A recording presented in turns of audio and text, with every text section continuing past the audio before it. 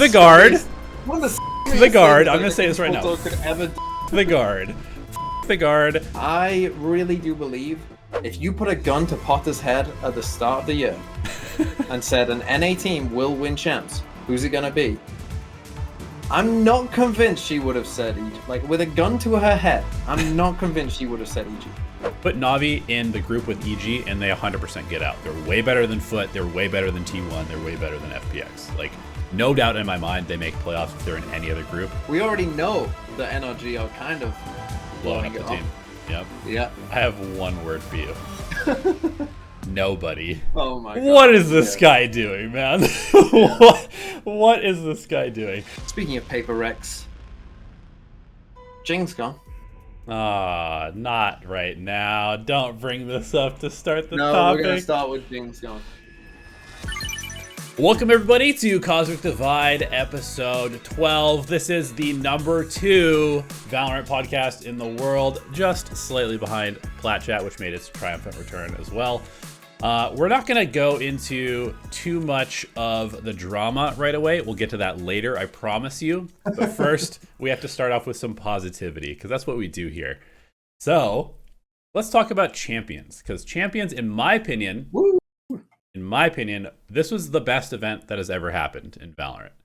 And maybe that's because I'm wearing rose-tinted goggles of attending it and being there and like being in the whole experience. So I kind of wanted to ask you the question, what was your experience of Champs streaming it? And then I can kind of compare it to my experience of actually being there. Champs, I think, was good. Uh-oh. I enjoyed most of it, I would say. I was a little disappointed by some of the teams, particularly like some of the LCQ teams. I felt like, you know, we like those LCQ teams. I was like, oh my god, look at how well Crew are playing, and oh, ZETA made it. Oh my god, and then they just went out with a complete whimper, and it was like kind of just a big like, ugh, Oh, they were like, the 5th seed after all. Yeah, where it didn't really. I guess like it just didn't feel like that satisfying to kind of watch that journey, I guess, of them just bombing out straight away. So I was a little disappointed by that, but I think definitely, and this is probably a sign of things to come, I would think, where it seemed like obviously the compared to like last year's champs, or even like we compare like Masters Copenhagen to Masters Tokyo and a champs last year to this champs, like obviously just the kind of spectacle, I would say, of it all seemed much larger, which maybe is to be expected, right? And maybe that's a sign of things to come. Obviously with the partnership system, things have just become a bit more official, I guess, and so that makes sense that would be the case. We had a lot of, to me, like there was a lot of close series, but there weren't what's an iconic map from champs would be my kind of thing, right? When I'm thinking of like what I think the best tournament is, like if I go to Masters Copenhagen or champs last year, I can rail off a couple iconic maps like straight away. The first map that comes to my mind in this whole tournament was actually DRX beating FNATIC 13-1, and they lost that series. They weren't even the team that won the series. So it's like, I guess BiliBili was perhaps, like the judge on Split as well was somewhat iconic, but yeah, I was just kind of missing, some of those like giga banger overtime, like, 17-15, like to decide a game maps, I guess, that we maybe didn't fully get. Sure. Yeah. I mean, I guess looking back at the scores in the group stage, it was mostly 2-0s in all the groups except for Group D, which is where I was going to go for like the best games that I remember. DRX Loud was incredible. DRX NaVi was incredible. Loud NaVi was incredible. So like all 3 of those came from Group D, but the rest of the group stage was fairly one-sided. The BiliBili over Energy is obviously a very cool thing. Yeah. Unless you're an Energy fan, I guess. But the rest of it was fairly one-sided. I mean, PaperRex Edward Gaming in Group A was pretty good too, but also a 2-0 and fairly one-sided in Map 2. So yeah, I mean, basically, I can get on board with that. I think the playoffs though got a lot more interesting. Yeah, the playoffs were definitely a lot better. For sure. And yeah, as far as the spectacle goes, I saw somebody who is sort of like an esports industry veteran speculating that this was probably like a $20+ million tournament to put on by Riot. So yeah, the spectacle is definitely there, and being there in person, it felt big. It felt like a real, sports world championship. Walking around, I was super impressed at how many people came out to like the fan fest every day during the final 3 days of champs. They basically had like this huge outdoor area. They probably showed some like B-roll of it during the pre-show and stuff, but I mean, there was legitimately, especially in the last day, it was like kind of hard to get around because there was so many people, and it was like this massive parking lot just filled with people and stuff to do. And I mean, the stadium itself, like the opening ceremony stuff, was just unbelievable. It's probably the best, maybe the second best opening ceremony I've ever seen. There was like one other that maybe stands out to me. Is for Dota, where they had like, I don't know, like a 70-person orchestra playing like the OST from the game live. And it was always pretty sick. It was pretty nuts. But the opening ceremony was sick, and the whole Kia experience was really cool because it felt like you could see like this is a place where, like these massive artists, play. And it felt like the sound was crazy, the lights were crazy, everything was crazy. But yeah, so hopefully we'll have to go to the next one. Maybe we can figure out how to go to the next one. I've heard rumors where it's going to be. What, champs? Yeah. Oh, I have not. Maybe on chat. I don't know. Well, nobody told me. Do you mean rumor or do you mean confirmed? No, total rumor. This is not coming from Riot. This is not me leaking anything. But let's just say, okay, one champs was in Berlin, one champs was in LA. There is a third league that is based out of a certain place, and it would make sense for it to be there next. We'll see. You turned into a koi fish. Look, that would make sense. Who knows? Yeah, who could predict such a thing when you put it in such simple terms like that? Surely that makes no sense. Listen, but just to wrap a bow on that, I would say champs. I'm gonna put it second. I don't know why I have this loyalty to Masters Copenhagen. Maybe it's because of when I first started like live streaming the event, so it was very like unique to me. But Masters Copenhagen. I loved Masters Tokyo for kind of a different reason, because the crowd was so crazy. Although the games I don't think were as good, but the crowd was crazy. I'm sticking. Put this second. It was pretty good. We had a couple. The playoffs were nice. I could have done with some more gigabangers throughout, but yeah, it was good. You hear that, Riot? Do better. Not Riot, the teams. Teams do better. That's who I'm on. Teams. Shall we go through some of these teams then?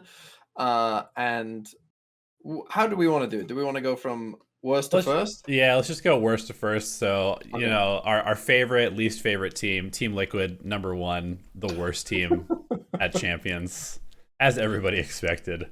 Yeah, didn't win a map. They came in with a huge amount of momentum. Everybody's like, oh, they beat FNATIC. The only team to beat FNATIC. They're going to do a big thing at Champs.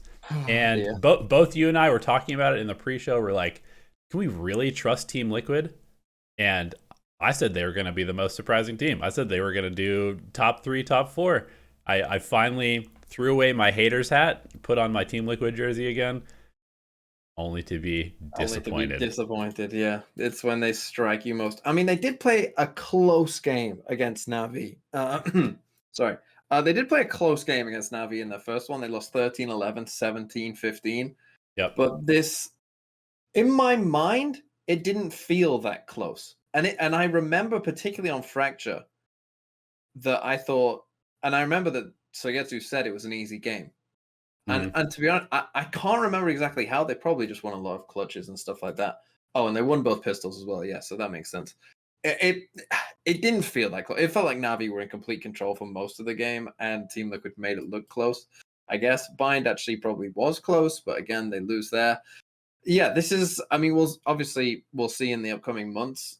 I assume that most teams will make roster changes, but the way that Team Liquid were going, and this is going to be an interesting point, like. If Team Liquid did finish in the top 4, they'd probably keep their roster, right? You would think so. I mean, because that would show that they're making Yeah. progress and going in the right direction.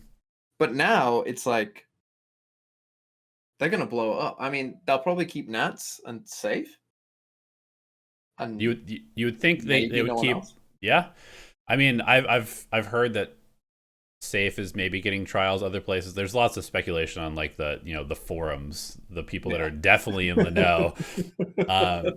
But yeah, I mean, the thing about Team Liquid is that they have just consistently fallen short of expectations for basically the entirety of their existence as a team. Yeah.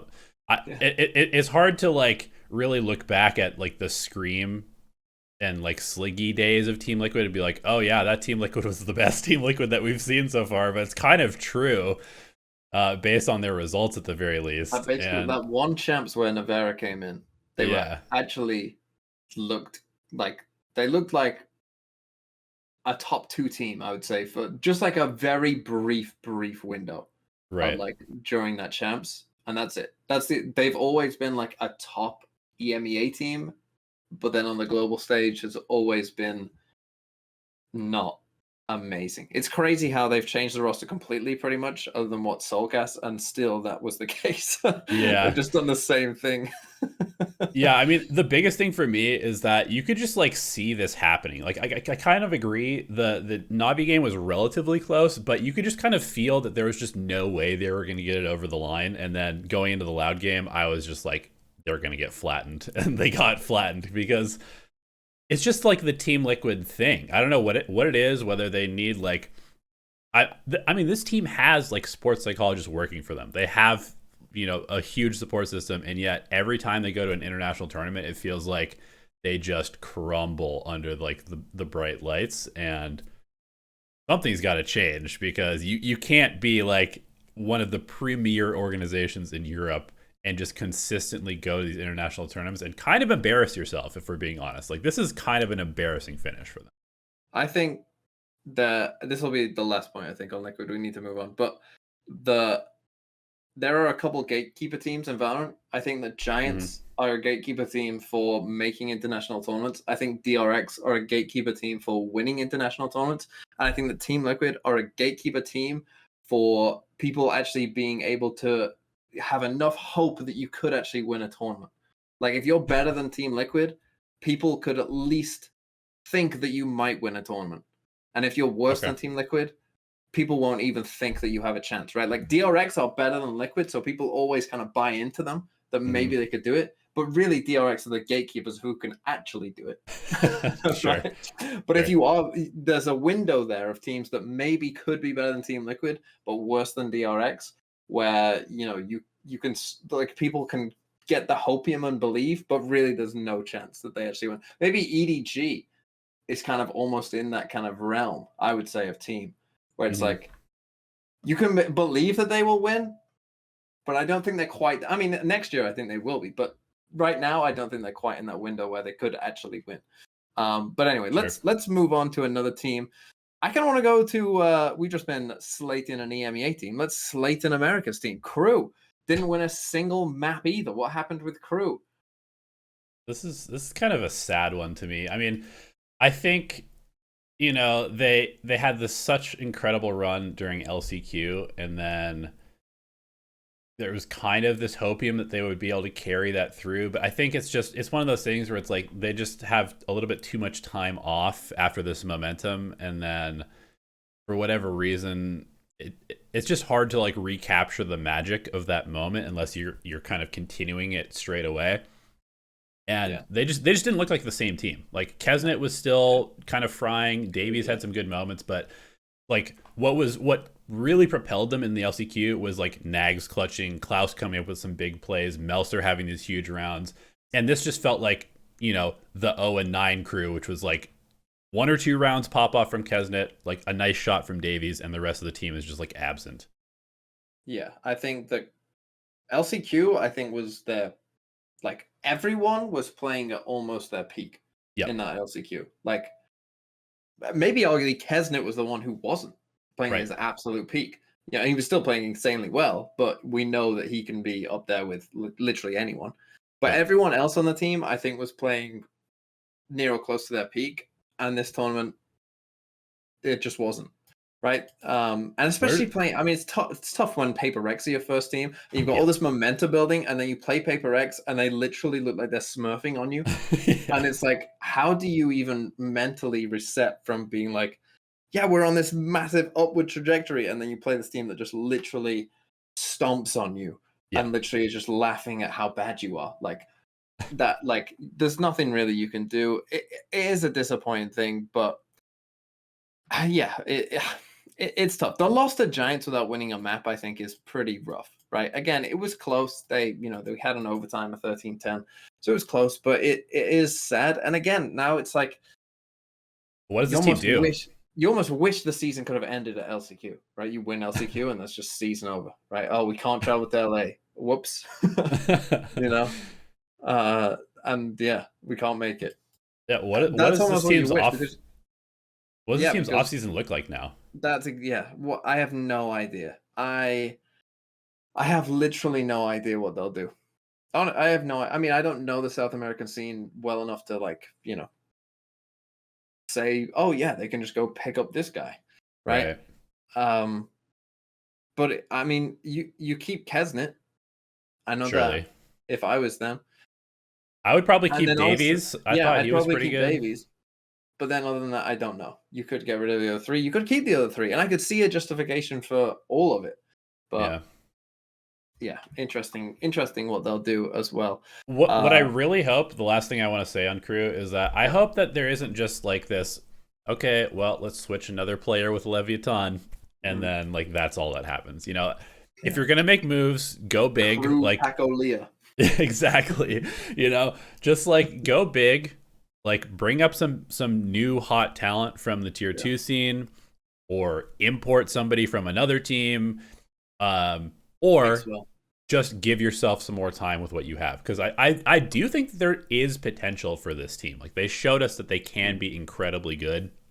And I don't really know whether it's like more time is needed, whether they just have to like get their heads right or what. But I mean, you don't just stomp an LCQ against a bunch of good teams and then like that just doesn't manifest ever again. Like it is in there, so I don't know. Yeah. Okay. Let's move on to FPX, I guess. We don't need to spend too much time on FPX. This was, much more expected than maybe, Liquid or even Crew, to bomb out so quick. Most people obviously had FPX as the worst team in the tournament.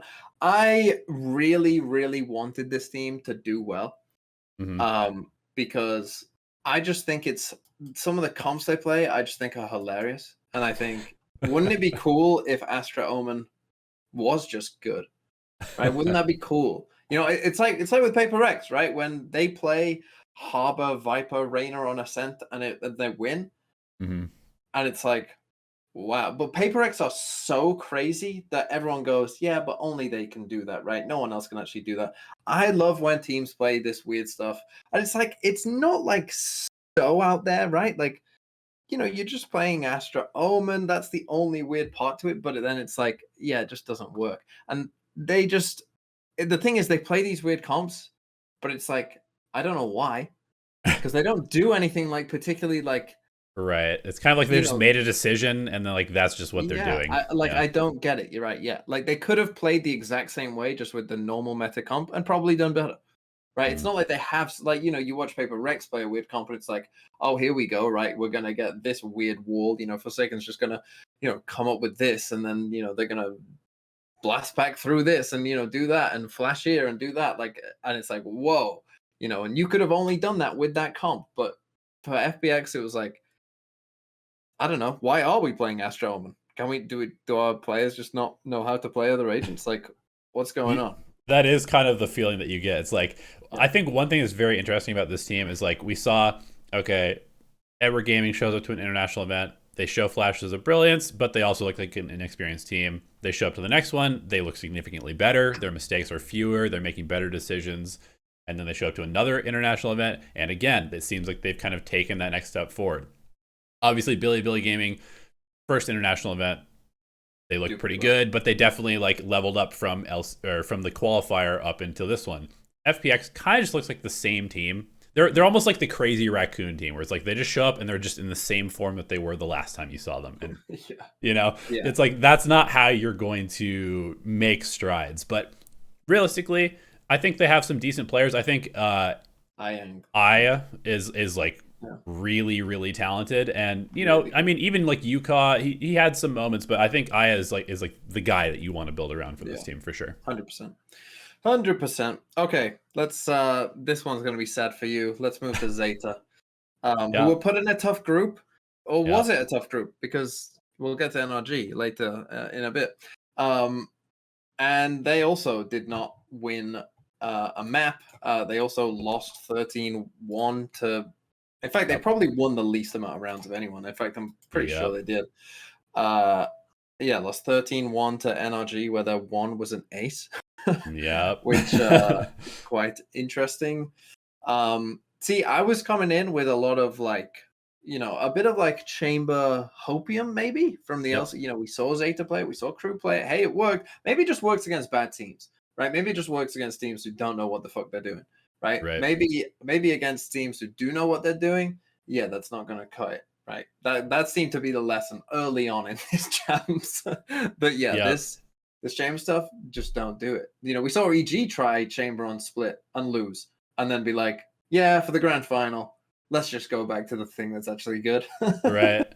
Yeah, I mean, I definitely think that there is some validity to the chamber, but not the way that ZETA was using it, because it does seem like the way that they were using it, especially in LCQ, is like, oh, okay, Laz, you just go do your thing and like win us these rounds. And against the likes of a FNATIC or an Energy, who are always going to be using utility first, you're never going to get the free shots that a team like RRQ will give you. And so well, I mean, they're just not a disciplined team. Like, they've got some good aimers and stuff, but like against I think that ZETA looked like probably the worst team at the tournament outside of maybe FPX. But I do think that part of that was matchup dependent. And I said this right after they lost. I think if you had to pick two teams that ZETA matches up worse, like the worst against at the entire tournament, it's FNATIC and Energy, because these are the two teams that do not care about ZETA's slow style. These are the two teams that will punish you for like making individual plays more than anybody else. And ZETA basically was relying on Depp or Laz to carry every single round by making individual play. I mean, Crow's got to go. Ten's got to go. Like, these players they're just too inconsistent to perform at an international level if you want to go forward and like make another step. I think that Depp is still very, very, very good. I think that Laz suffers tremendously from feeling like he has to pick up the slack of his teammates and put too much weight on his back, because he can be incredible, but he can also look really bad when he's trying to make plays. And Sugar Zero is kind of up and down. I think a lot of that comes back to, again, trying to like pick up the slack. But Crow is consistently whiffing utility, consistently making really, really bad decisions. And 10 is just like the most inconsistent player I've ever seen. So, okay, well, that's ZETA then. I guess let's move on to the teams that at least managed to win a game. We'll start with Giants. You just said your piece on ZETA. I'm going to say my piece on Giants, and you don't need to say anything. Trust me. Okay. Giants are what they are. Again, what did I say to Giants coming in? They are the team that meets expectation and does no more. What did they do? Oh, well done. You lost the first game to EDG. You won a map. Good job, Giants. Oh, you beat Crew. Good job. And then you lose to EDG 2-0 and go out. Yep, that's Giants for you. Let's move on. We don't need to talk about them. This team just annoys me. Yep. Okay, T1. What's your take on T1? What is my take on T1? I guess my take on T1 is that Saya player is a god and everybody else on this team is like questionable for their jobs. Oh, okay. I mean, I think that ZETA is good. Definitely gonna be safe, yeah. Especially ZETA's safe, but man, it's weird. I thought that they would look maybe a little bit more comfortable on the international stage, because like Saya and Carpe have been there before. Like, ZETA's been around the scene for a while, but they looked like lost. They looked very lost under the pressure. They folded consistently, made so many just basic mental mistakes in the 2 series that we did get to see them, or the 3 series, I guess. Sure, they beat FPX, but it's like literally everybody at the tournament was going to beat FPX. Yeah.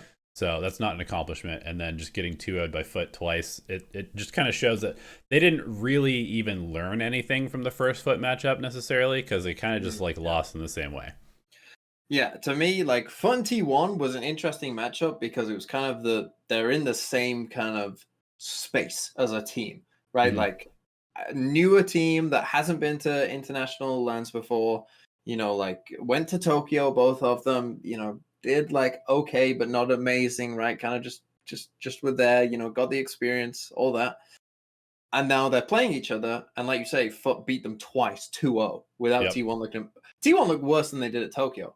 Yeah, for sure. Maybe even significantly worse. I thought that they were awful, like really, really bad. And honestly, didn't they almost lose a map to FPX?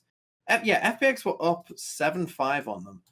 Well, 9-5 after they won a pistol, and T1 brought it back on Lotus. And I remember watching the first half of that against FPX, and I was just like, oh my God, T1 are playing so bad. And they managed to like scrape it back in the second half on attack, but I just remember thinking, oh my God, what are they doing? So yeah, again, another team where if the season ended after Tokyo, I'd be like, oh man, things are going well for T1. They're on the upswing. Here we go. But now again, isn't it so funny that like this is just like the best teams in the world playing against each other? But now I'm looking at T1 and I'm looking at their roster. And I'm like, boys, come on, you got to do something. But had the season ended after Tokyo, I probably would have just been like, no, yeah, T1, they're doing fine. Run it back, get a little bit more time. Run it back, give it some time, and we'll be good. Now I'm thinking like, I don't know. But then again, this is always the point, right? Like, you're playing for first. Nothing else matters, right? Do you get?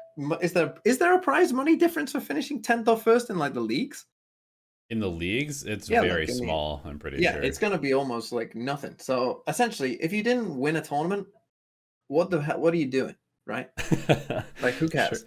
True. So I mean, there is something to be said about consistency going into the next year with like the championship points. We don't really know what that's going to look like, but being consistent is going to be important.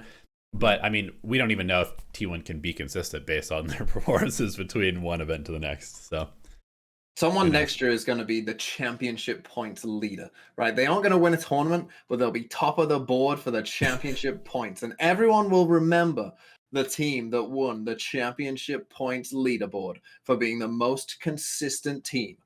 That is what the people care about. Forget masters, forget champs. It's all about the championship points. Oh yeah, for sure. Okay, let's get to our next team. A big one, a big fish. NRG. We already know the NRG are kind of blowing up the team. Yep. Yeah. So we already kind of know that that's happening. And yeah, makes sense. And you know what I found funny about NRG is that coming into champs, I said there is no way they can win with this roster. There's just no way they're gonna be better than a team like FNATIC or even Allowed playing well, or EG or PaperRex. Like, there was just no way. NRG just did not have enough to be able to beat those teams. They weren't like outthinking them at a level where they were gonna have that big of an advantage to where their fragging power is just less than all those teams. And pretty much it sounds like FNS agreed with me, because apparently there's things of him saying like that he didn't think that they could win with that roster, and I agree. Like, I don't see how that roster was ever going to beat a team like, specifically like FNATIC, where they play in maybe a somewhat similar style, and they both have a lot of ideas and they know what they're doing as a team, but FNATIC just have better players, so it's like you aren't going to beat them. Here's my question for you then, because looking at this roster, it doesn't look that different than the Optic roster, right? I mean, obviously you can make your comparisons between Marv and Som. I think that Som was probably their like best player for the most part of the season. And then you look at, Artis, he won an international tournament and he's crazy good at the op and rifling, stuff like that. That doesn't, I bet, right, here's the thing. This roster is very different to Optic, though, because you're replacing, Som was their best player. That's a problem. Number two, the fact that Som as their best player was Marv was one of the best players in the world, full stop. Not just like, oh, he's one of the best controllers. No, March was just one of the best players. Ye was by a mile the best player. You can't go from having like the best player by a mile and another definitely top 5 player in the year and replace them with, you know, a very good controller player and, you know, a good duelist who this year was like, you know, okay, and had some pretty horrific games thrown in there as well. Like, you can't replace the best player in the world with that and expect to do much and keep everyone else the same. I don't think this roster is anything like Optic. Like, to me, that would be if Demon won and I don't know. So, Jogamo on Smokes was on the team. Jogamo on Smokes. Like, yeah, like you would have to add that in for it to make sense to be equivalent to old Optic, right? This just it didn't work, and I mean losing to BiliBili, and again they didn't win a map. And the second game in particular, the first game I was like, okay, maybe they're a little tilted, right, and they just can't get their head right or whatever. But the second game they just genuinely looked like the worst team. Like there was no gimmicks to it. There was nothing about it. They just looked like the clearly worst team and deserved to lose. Yeah, and I mean, so that leads us to the next question, which is like, what is next for NRG? Because obviously we've seen that Som and FNS have been moved to the bench. They're no longer on the team, which leads us to believe that maybe Crashies and Victor are like the centerpieces that they're going to build around. Still, that might not even be the case. So where do they go? Who do they go after? They need an IGL now. They basically need like a full team at this point. Yeah. Well, I don't know. The thing is, of course, we all think of like who would be available from tier 2. Of course, there's going to be moves elsewhere in tier 1 where, you know, 100 Thieves are going to make cuts. Maybe Sentinels make changes, you know, maybe all of these teams, right? Probably apart from like EG, maybe Loud, we'll see. Right.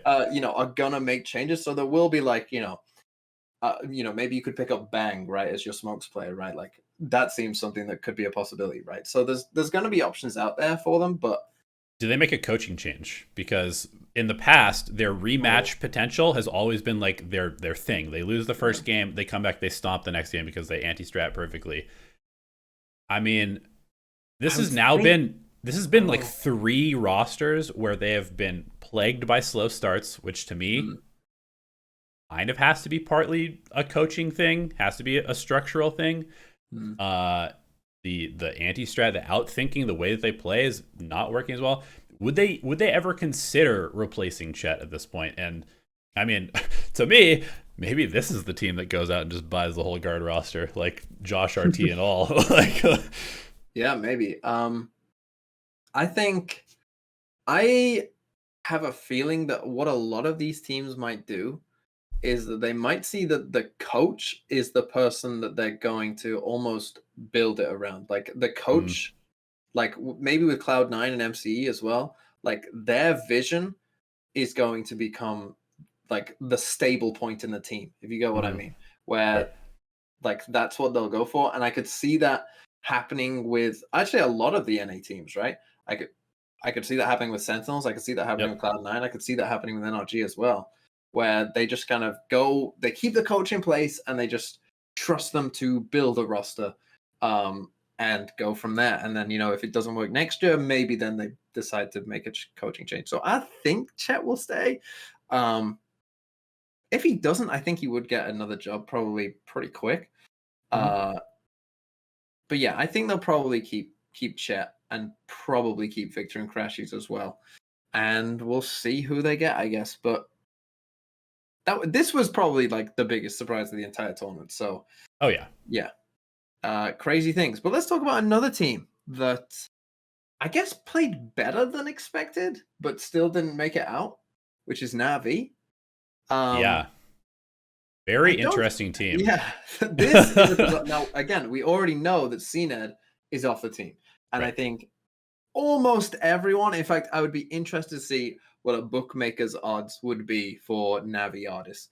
And would it be more likely to happen or not happen? Because I think that most people think that's probably almost a certainty to happen, right? Right. If they've already announced that CNET is gone, but no one else has gone, I'm assuming that they're going to keep everyone else. And if they're keeping everyone else, hey, we need like a flexible, like, opping person. Oh, who just maybe is probably going to become available. Oh, look, artists. Yeah. It seems obvious. So what, other than that, what did you think of NaVi's overall performance in this tournament? So first of all, I think that CNED played quite well. I think, Mm. every time they put him on Jet, he looked really good. I mean, he didn't look particularly bad on the Neon or the Killjoy or the many other agents that they had in play. I thought he actually did a pretty damn good job, especially compared to like his form during the regular season Yeah. in the LCQ.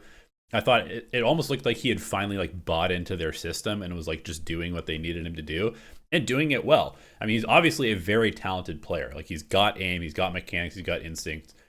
But for whatever reason, just didn't really gel with the team for most of the year. And it's kind of hard to point to anything in particular that was this team, like holding this team back at this event. Like, I think they very well could have been like a top 8 or top 6 team at this event if they just hadn't been in a group with Loud and DRX, who are both hitting like their peak forms again. And, put NaVi in the group with EG and they 100% get out. They're way better than Foot. They're way better than T1. They're way better than FPX. Like, no doubt in my mind they make playoffs if they're in any other group. And it's kind of unlucky, honestly. There were rumors that this team was going to replace CNED before this event. Like they're like 100% going to replace him no matter what happened. So the fact that they actually looked pretty good with him and he looked pretty good in that environment, knowing that they're probably going to replace him, it's just like, it's so weird. It's just a weird thing. They're gonna one thing that's gonna go like unthought about in this tournament is that they probably should have beaten Loud and just eliminated them in the group stage. They were up on the map 3 in a 4v2. Yep. To get to like it would have been like what 11-7 or something, and Loud would have been on a save to get to that, and they lost a 2v4 to Sadx Judge, and they lost that round and then lost the map 13-11, and that to me was just like a crucial just like moment where I was just like, okay, you're done. You can't lose a 4v2 when you know where they both are, and one guy's got a judge on a retake bind B, the hardest site to retake in the entire game. You know where they both are, and one has a judge. Like you cannot lose that. And they did, and they went home, and they did play well. Yeah, like they did play well, which is just kind of crazy because they looked awful at LCQ and still managed to just like scrape by. Like, I mean, oh my god, they were bad. But they still just managed to make it because some of those other teams are just so bad. But yeah, unlucky, I guess, NaVi. Will they be significantly better with artists next year if that is the change that they make? If they return to old FPX roster and just run it back with everybody else, will they be able to recapture that level that is challenging for international titles, or have other teams moved past them at this point?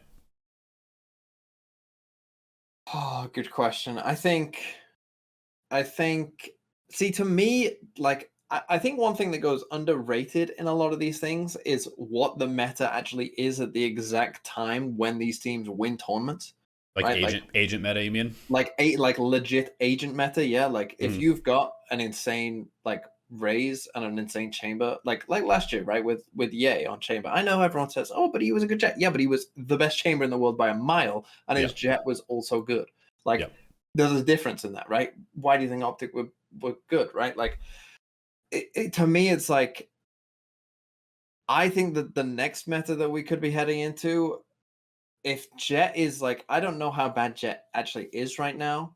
I know that Chamber is like gonna be like okay and playable on some maps, but not gonna be better than Killjoy on a lot of those maps, assuming Killjoy doesn't get changed. Like it would be very interesting to me if they just didn't make agent changes now. I'm kind of sad that it's the off season now because I want to see what does a meta look like where Jet and Chamber aren't that good. Yeah.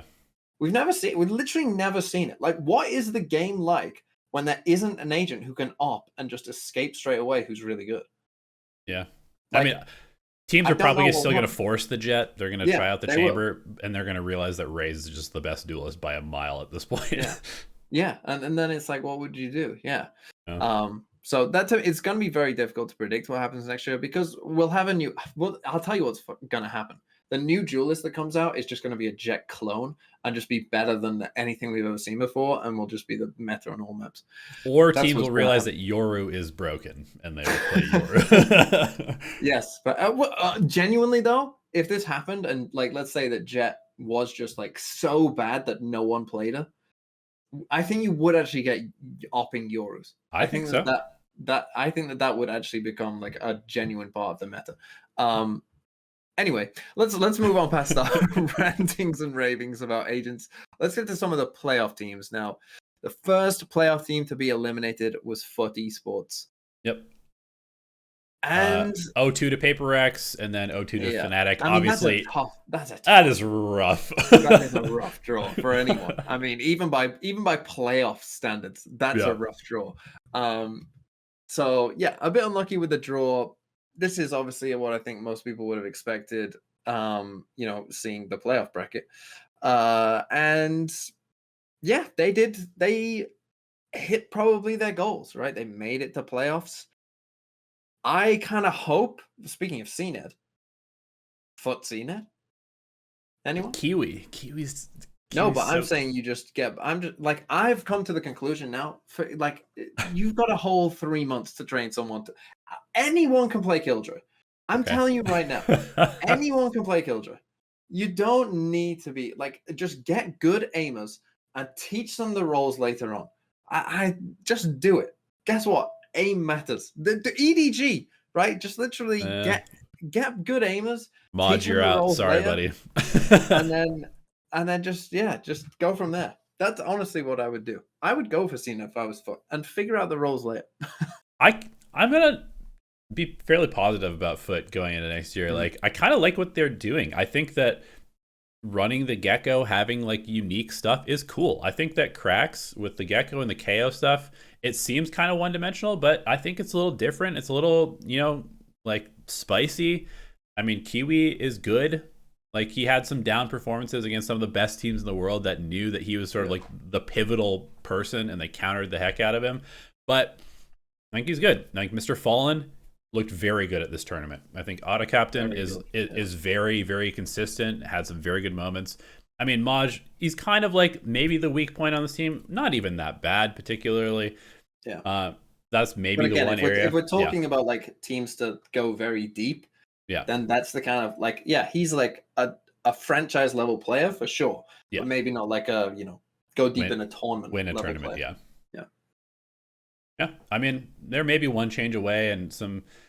Man, the poor coach, dude. After getting plowed by the something arena, being like, I don't know what to do. It's like that's. I don't blame him. Like, it's especially when you're playing like an on-form PaperRex. Yeah. What do you say? Like, there's literally nothing to say. You can't say anything. It's just like unlucky. Go next.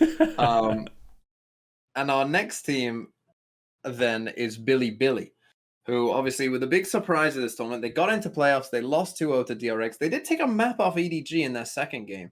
Yep. Obviously, that game got a bit weird with the kind of, each team knew each other pretty well. They took a map off them. But if BiliBili's legacy from this tournament will be that they revived the judge.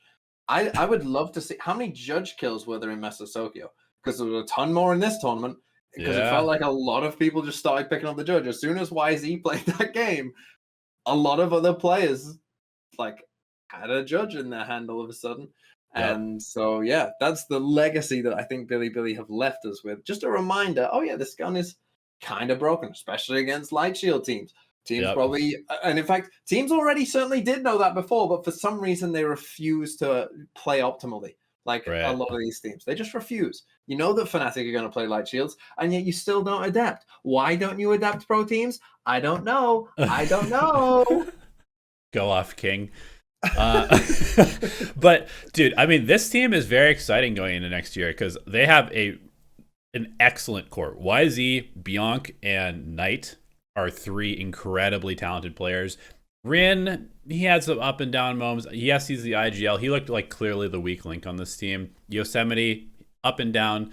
But they look like a team that with hopefully the right coaching structure is going to be, you know, the next Edward Gaming, meaning that the next tournament they come to, they will look significantly better. The next tournament they come to, they'll look significantly better. Yeah. And I believe that they will, because they seem to be like Valorant players. And what I mean by that is that they're willing to experiment. They're willing to, you know, swing through smokes on a timing. They're willing to kind of like do these individual plays that Valorant requires you to do to be very good.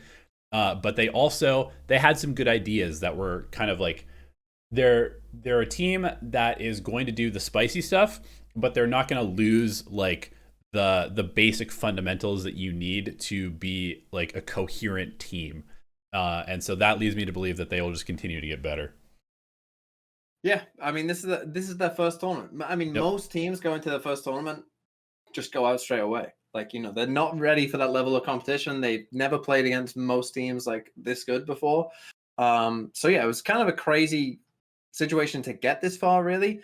And it'll be interesting next year. We get the introduction of the full Chinese league, which, you know, the Chinese Valorant right now, or at least coming into this tournament, it's kind of like the Wild West, right? Like, even like, you know, myself or really anyone, you know, who isn't from China just has like no idea how good these teams are and what's going on, other than maybe EDG, right? Like, we have no idea. But next year we will, right? It's what happened this year for everyone. Everyone seems a lot more clued up on, okay, you know, I know that who are the best teams from Pacific. Well, I can just easily go and check a league table to see who that is, right? Like, everyone seems, it's a lot more clear, I think, when you're in this kind of, you know, system. So that will happen next year for China as well. And I'm sure that there will be like some like the most cracked Chinese players playing for like the 6th best Chinese team, and the rest of the team is just awful and they don't know what they're doing at all, but they'll be so cracked out of their mind and we'll just be going like crazy. It'll be a lot of fun. I think that next year the Chinese league is going to be like Edward, BiliBili, like, you know, 10-0, 9-1, and then there will be a bunch of like 4-5 or 5-4 teams that are just kind of like middling, and then there's going to be like 1 or 2 that are just like the crew, like the 09, like awful. Also, a quick question, and I'm sure we'll get to this with the guard, and I know that people, this is one reason that they didn't like the decision that Riot had made about the guard. We're like, well, you can't have the Americas and only have 10 teams, and EMEA and Pacific have 11 teams. That just makes no sense. But isn't China going to have 10 teams? And then I assume they promote 2. They're not going to have 11 partner teams, are they? I don't know. I would think that they would just have 10 and then 2 get promoted in the first year just to catch up with everyone else. Probably. Yeah, I mean, this whole promotion thing is already off to a very wonky start. Not even talking about the guard, because like, if that's the case, then we're going to have like teams going up and then coming down, and then another league has like 2 going up. Yeah, this is what I mean. That it's not going to match up. Way. Yeah, they're not going to match up either way. Like, so deal with it. Unlucky. Go next. Anyway. Speaking of going next, let's stick with China, I think. Yeah. Let's stick with China. What do you think of EDG? They finished eventually. They got out of their group. They did lose to PaperRex, but got out. And then the playoffs, they lost to EG. Fair enough, 2-1. Got close. Beat BiliBili.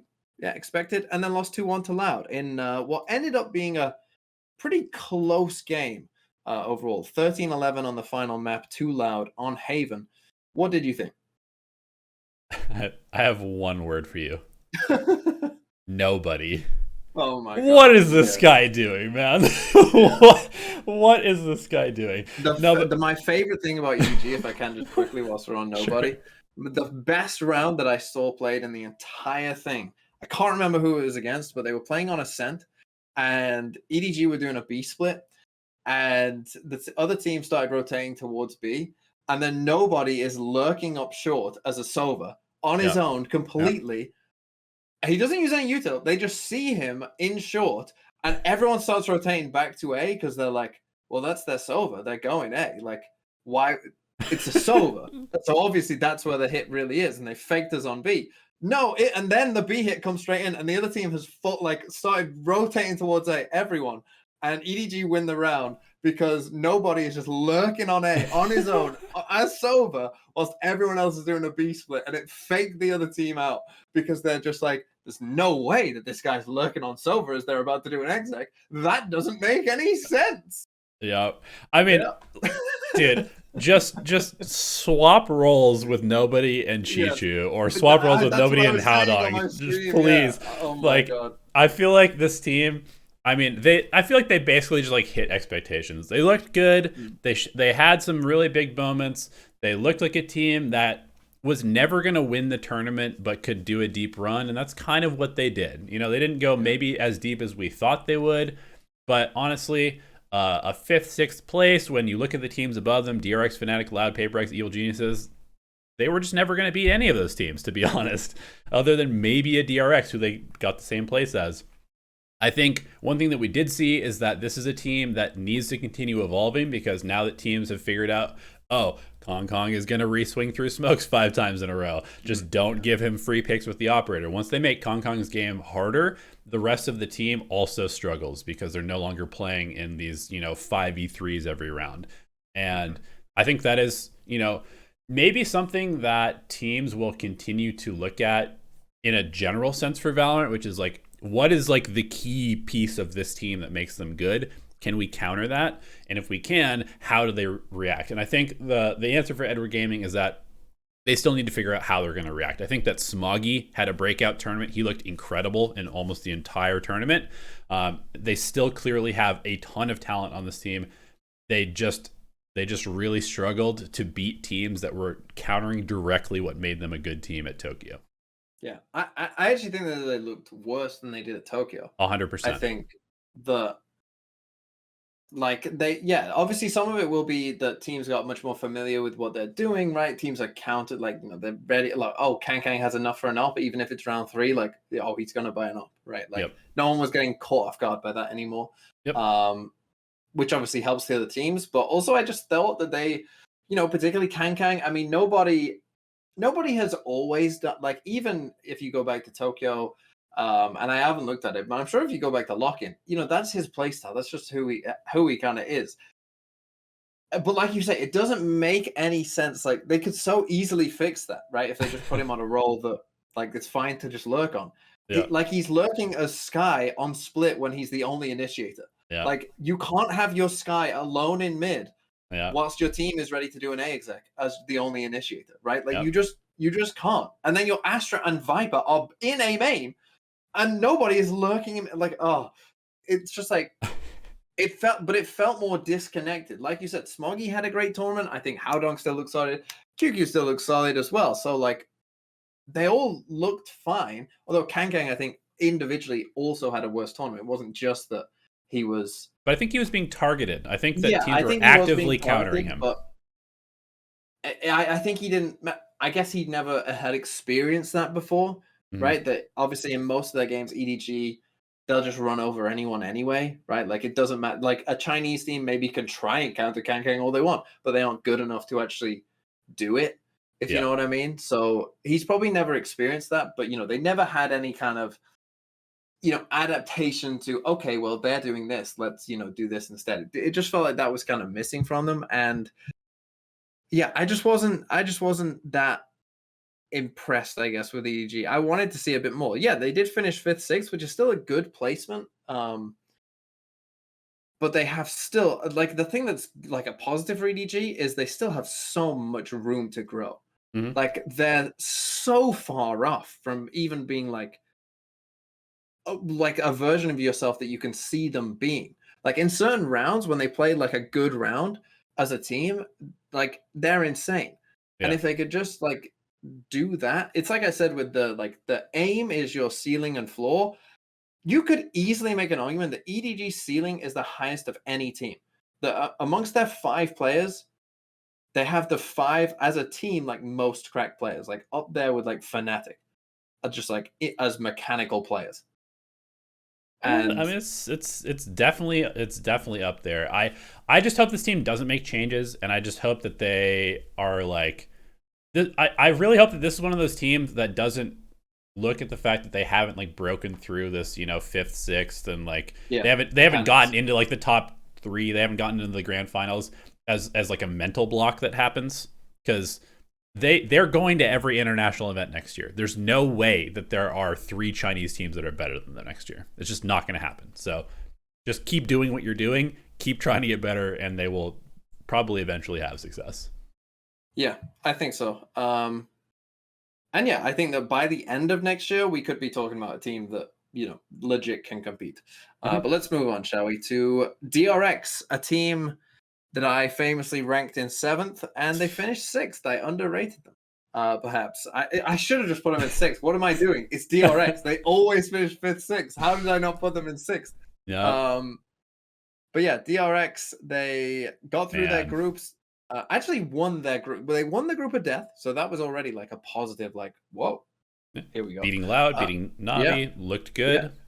And then they beat BiliBili, expected, lost to EG, which obviously is fine. Although it was, particularly that Lotus game, oh my god.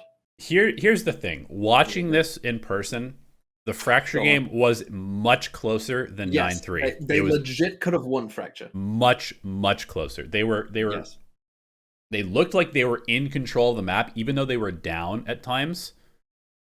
But then it was just like the DRX thing, where it was just like, for whatever reason, when they're against a team that just has superior aim to them, because here's the thing about DRX, like, while they are very, very good mechanically, what makes this team special is their protocols, their utility usage, their playing off of each other. It is not their aim that carries them. This is not a team that I would put even in the top 6 or 7 aim wise. I think they are all kind of inconsistent, mediocre at times. Even players like Stax and Mako, I think these guys can be like, in the top 10 of aim, but also can be in like the bottom, half of players in terms of their aim. And so they just started taking duels, and you're taking duels against Demon One, who is just not losing duels. And they just got out-aimed, and they got out-aimed over and over and over again.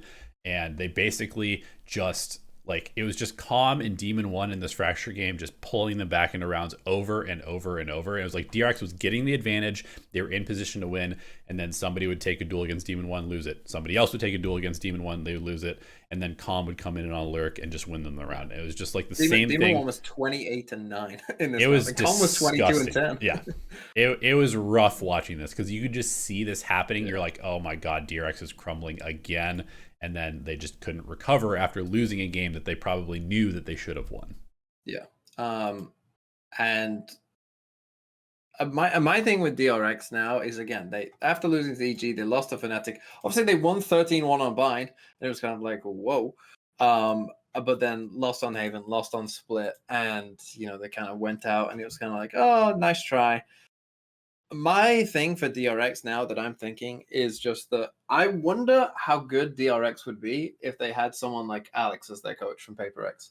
Someone who is like, because I think DRX just don't play to their strengths, like you're saying. I feel like they are so stuck in this mindset of, we must play this like traditional, we must play this like Counter-Strike 3.0. This is what this game is. We must default, and now you must go here. Like, I wonder what DRX could be, and if they just said, like they kind of did against FNATIC on Bind, what if we just run it down on them and just go double duelist and go crazy on them? What would happen then? Oh, you win 13-1 against everyone's supposed best team in the world. Right. But on their other maps, it's like, no, now back to structure. Now back to... On that Bind game, I've never seen DRX. Like, RB is running down B long on his own and then flashes twice his Yoru and gets 2 kills. There is just like, I've never seen any DRX player ever do that. Right? And normally it's like, I'd be like, well, is that good of a play, right? You're just like on your own, like against what could be multiple people. But that kind of like looseness, that kind of like just playing free and just kind of like feeling whatever we're doing in the moment. Like, it just worked for them so well on that map. But to me, it's like, why can't they just look at that? Why not just watch that game and be like, well, that's how we should play every map, right? Let's play loose and fast and like have, our good execs that we do and our big grand ideas that we're kind of known for. Add them in, play loose, play fun, play free, and I feel like they would be a better team. Am I wrong?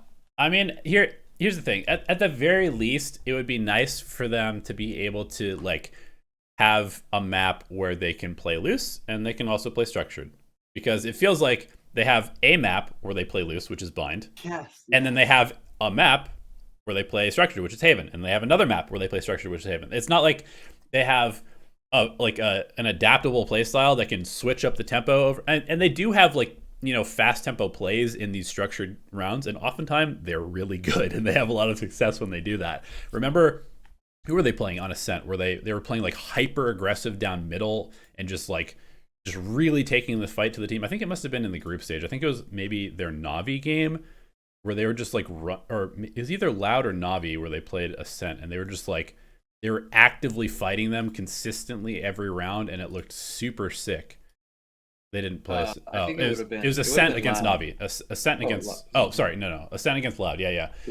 They were just like constantly doing like the flash dash plays and tiles, and they were just like, they were playing super aggressive and super loose, and it looked sick. So I mean, they obviously have this potential, but every time they go into like the defaulty style, it's like, oh, somebody got picked by Durka. Okay, now somebody else goes and looks for information. They peek, they die. Now they're in a 5v3. The round is unwinnable, and then the next round they do the same thing, picked by Durka.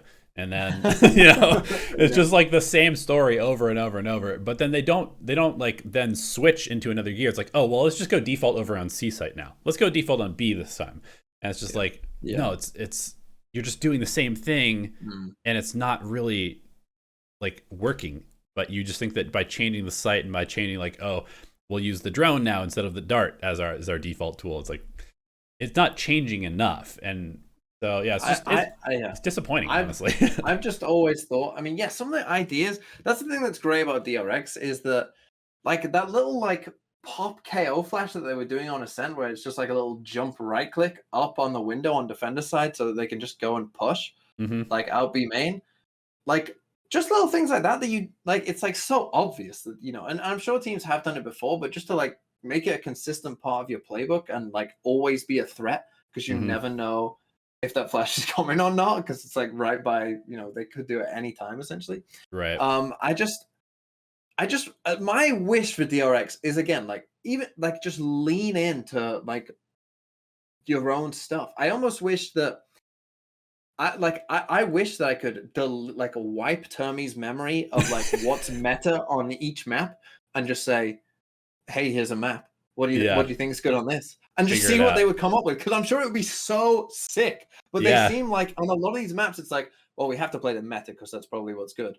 So let's just play what's meta, and then we'll come up with like a couple cool ideas on each one. But we're kind of almost restricted by some of these comps, because like everyone kind of knows, you know, what to do with those comps and like how those comps work. Like I would just be so interested to see like what would they do if they just, you know, had no idea of the map and just had to come up with something on their own. I feel like they could come up with so much crazy good stuff, but they're just almost like, like when you think of DRX, I always just feel like they're afraid to lose.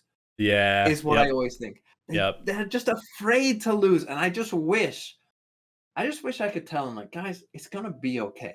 Don't worry. Just a video game. Like, don't worry.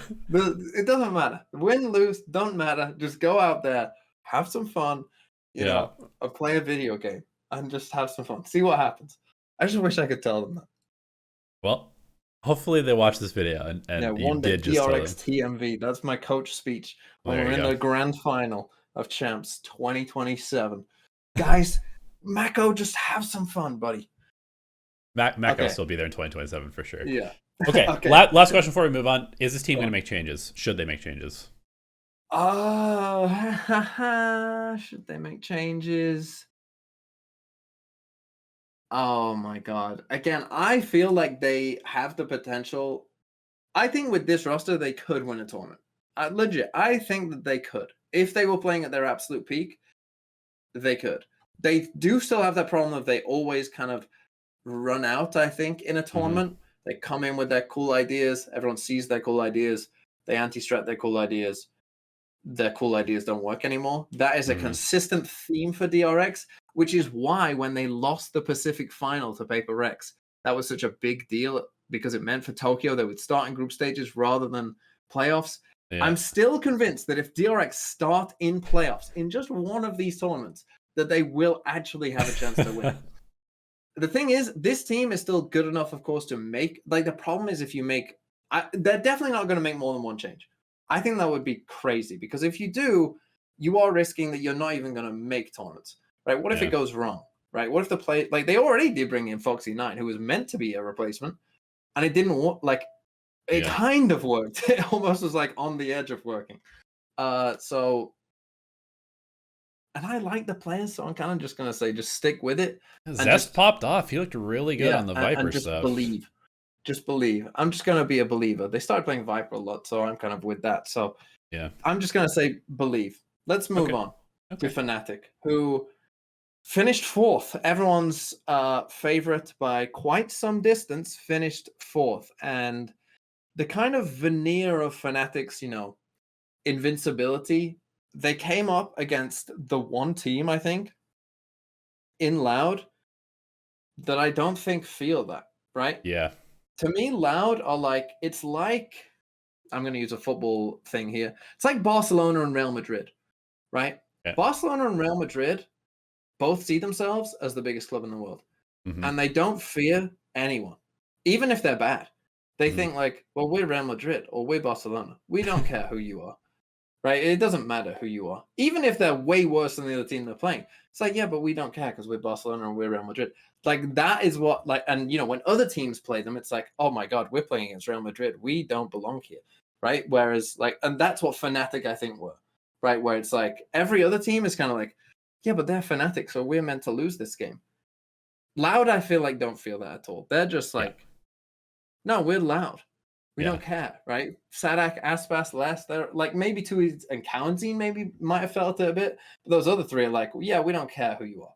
Yeah. And that I think was the worst draw possible for FNATIC. Even EG. I think EG would have been scared of FNATIC. You know, they've lost them twice already, even though it was close the first time they played. I think there would have been that doubt in EG's mind of, can we actually beat this team? But not for Loud. I honestly do believe that FNATIC probably would have beaten EG if they had played each other. Yeah, especially early on in the playoffs. Maybe towards the end, EG were just in such good form that it didn't matter. But yeah, I think particularly early on in the playoffs, there would have been maybe a bit of a mental block there for EG. But the thing is, once Loud beat FNATIC, I don't think FNATIC played well really at any point in this tournament. I think they looked off the entire time. The entire time. Like, it just always felt like things were happening slower. Like, you know, no one was reacting. Like, you know, it wasn't like, oh, a thing happened, so we instantly all know what we're doing, and Util's going here, and that's a free kill, and we got to lurk here, and don't worry about that. Like, you know, when FNATIC are playing their absolute peak, it's like you feel like you can do nothing. No, there is no right answer against FNATIC when they're playing against their peak. There's a lot more like flow in their game, and I think one thing that you're probably alluding to is that, and maybe we even talked about it, I think, on your stream, was that it feels like Boaster is always trying to call the perfect round every single round. And sometimes you need to just like let the game happen and like let your players just do their thing instinctually. Yeah. And so they finish 4th. They're not going to make any roster changes. I would be shocked. God, right? I hope not. Yeah. I would be shocked if that happens. But this, I think, is, you know, the veneer won't be there when we start next year. It'll still be there to like a little extent, maybe, that people are like, oh, this is still obviously going to be one of the top teams. But that kind of invulnerability, right? That sense of you cannot beat this team is now gone. If FNATIC win the first Masters next year, though, right? If they go to Madrid and win, is that a dynasty winning 3 or 4? I would say so. I think you win 3 out of 4. I mean, I think so. And honestly, I think they come into next year's Masters.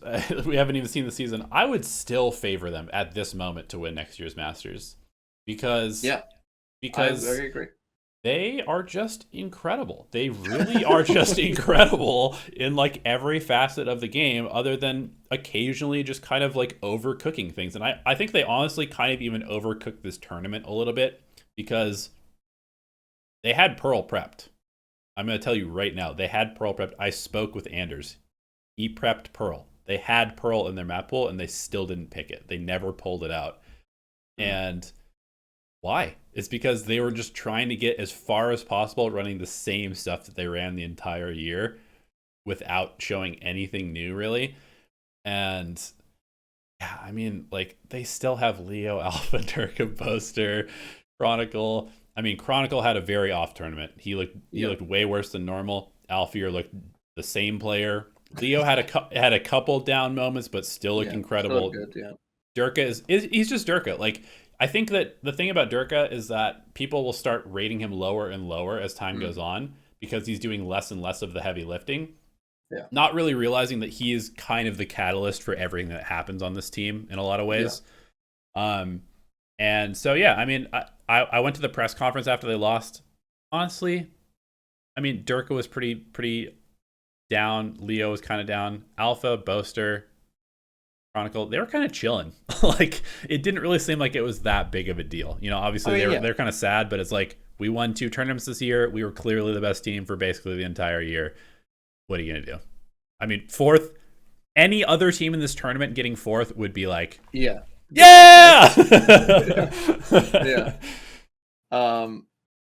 Yeah, I completely agree. And you know, we're gonna do maybe some awards, a little quick awards, but I would say, like, there's been a bit of a debate that I've seen. I don't know how real people are with this, of like, oh, were EG better than FNATIC this year? No, not even close. It wasn't even close, because you know what? The first half of the year, turns out, still counts as part of the year. And guess what? EG weren't that good in the first half of the year. So turns out that counts. Who would have thought? But I think we're clearly the best team this year. Anyway, let's move on. Next is Loud, who had a bit of a classic Loud resurgence, ended up finishing, and almost, like, they took EG to map 5 as well. So, like, you know, did pretty well overall. And yeah, here we go. Loud, 3rd place. I mean, what do you think, though, of Loud? Like, and again, there's rumors that, you know, maybe they'll break up, obviously, that we heard from before the tournament. Like, they did well. Yep. But they didn't win. Yeah. So it's like, what now? Yeah, I mean, again, like, I went to the press conferences with them. I got to ask them some questions. They were obviously, like, down after getting eliminated, and yet they were, like, proud of their year. They kept saying, like, we just did this as a family. We did, like, a ton of work. I think they feel super good about the developing talent of Kaunzine and Tui's. I mean, Auspice, dude, is he still just the best duelist in the world? Like, I don't know. Like, it just seems like in these big games, there's just nobody that can stop him from dropping 25 plus kills. And I mean, Sadok, like, he's just such a good IGL. Like, he really is just such a good IGL. And Les, I think if Les could find a tiny bit more consistency, because he has this tendency to show up for a map, hard carry the entire game, and then the next map he's just kind of like non-existent. Yeah. He's a hypothetical question of, would you rather want a player who, like, literally wins a map for you but then kind of disappears, or just, like, a consistent player? Like, Les is that guy who will literally just carry you to an entire map, and then, yeah, guys, see you later. Did mine. I got mine. Yeah. I mean, honestly, I really hope this team stays together. I know there are, like, are there internal issues? Was that all bullshit? Like, who knows? Is Auspice gonna get poached by somebody? Is there anybody that has enough money to poach him? I don't know, but this team, I honestly feel like this team will be the best team in the Americas League next year if they don't make any changes. I think that Fraud is very good.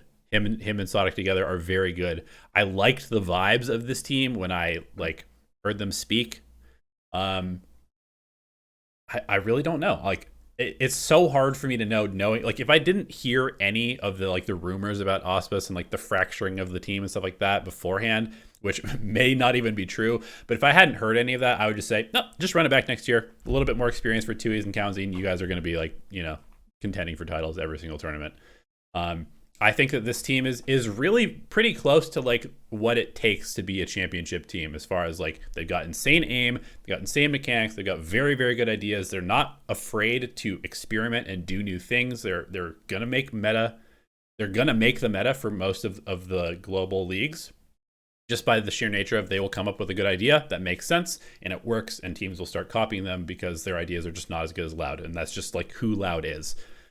So yeah, I hope they don't make any changes, because I think they will be exactly where they are, if not better, next year. See, now for most teams, I would say to tune it up in terms of being like original and coming up with your own ideas and stuff like that. I would say most teams need to like just need to forget whatever is meta so much and just do what that is good for their team. But Loud is one where I actually may think like I felt like they were kind of chasing it a bit, with some of this Fade Breach stuff.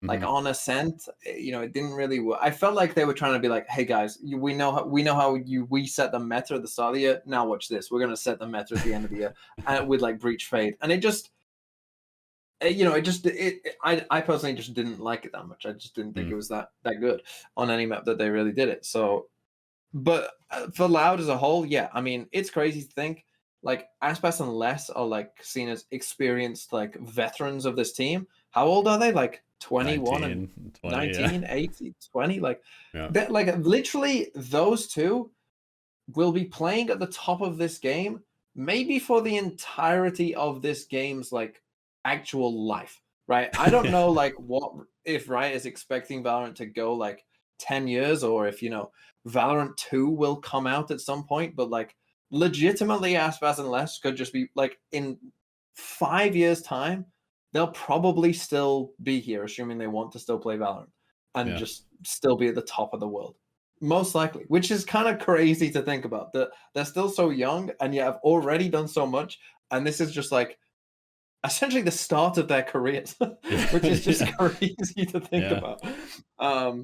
So yeah, the future for Loud is arguably the brightest of any team, because other than ZETA, they are all really young, which is crazy if they do stick together. Like they could genuinely be like just a team that just sticks together and is just a dynasty of their own. Which would be crazy to think about. I think that Loud were better than PaperRex at this tournament, in my opinion. I think they played better than PaperRex. The PaperRex, people are gonna get on you for that and be like, rah, rah, rah, rah, rah. Go back to that PaperRex versus Loud game. PaperRex stole Lotus.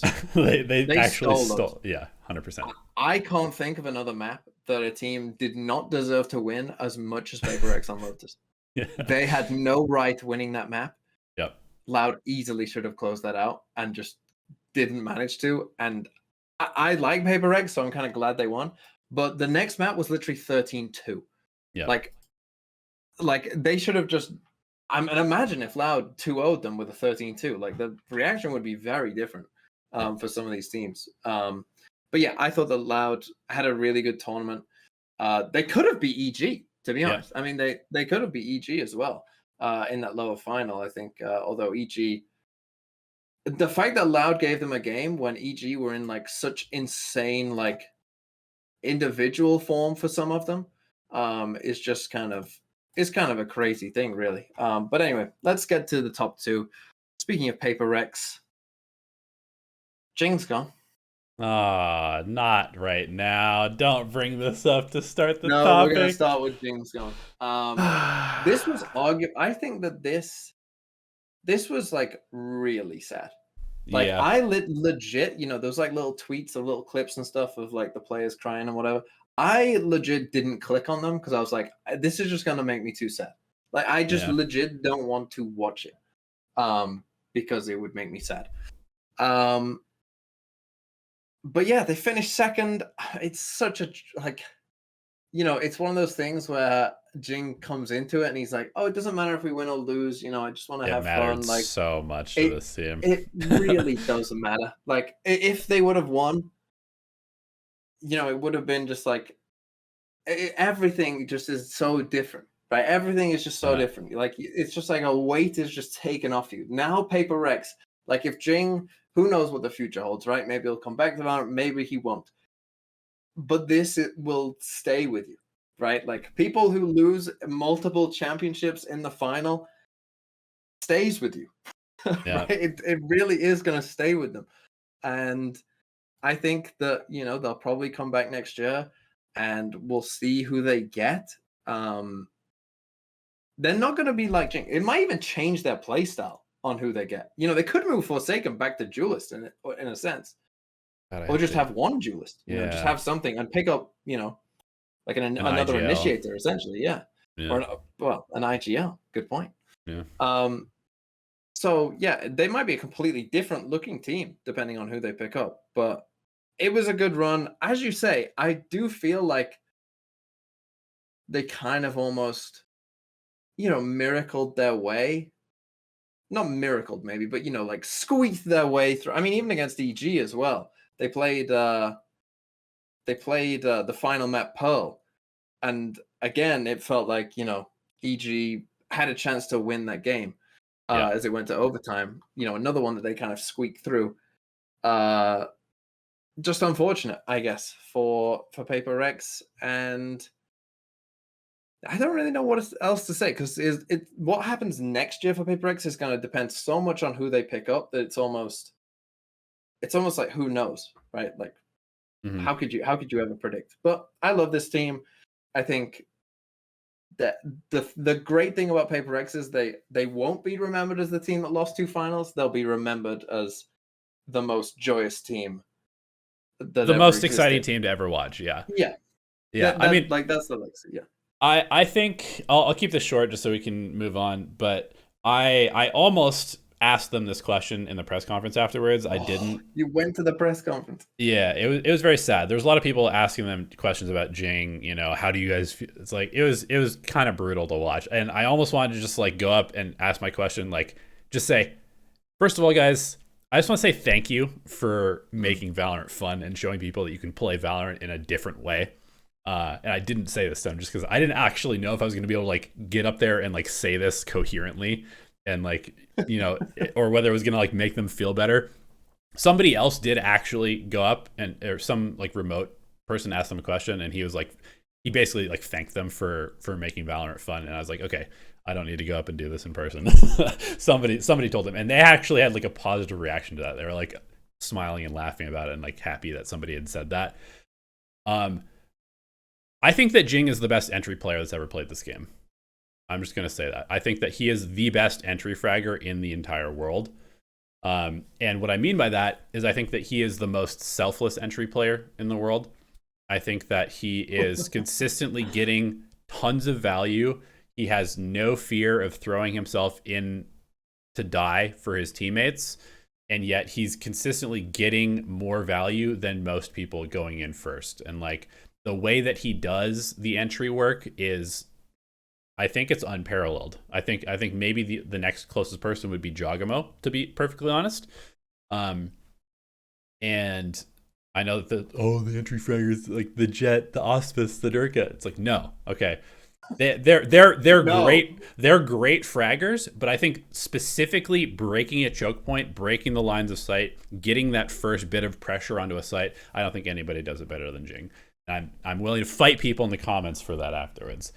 I mean, Jing to me is just like, he just must love watching his teammates play because no one, I don't normally when people die in Valorant, they get annoyed, but Jing seems to just have like, he must not care at all because like, he just does stuff that like, why? Like, do you have no, like, he literally has no regard for like, he just doesn't care at all if he dies like early on in the round. He just must love watching his team play a 4v5 or something, or if he's got to kill a 4v4 or a 3v3, whatever it is. Because he just like he'll swing through any smoke.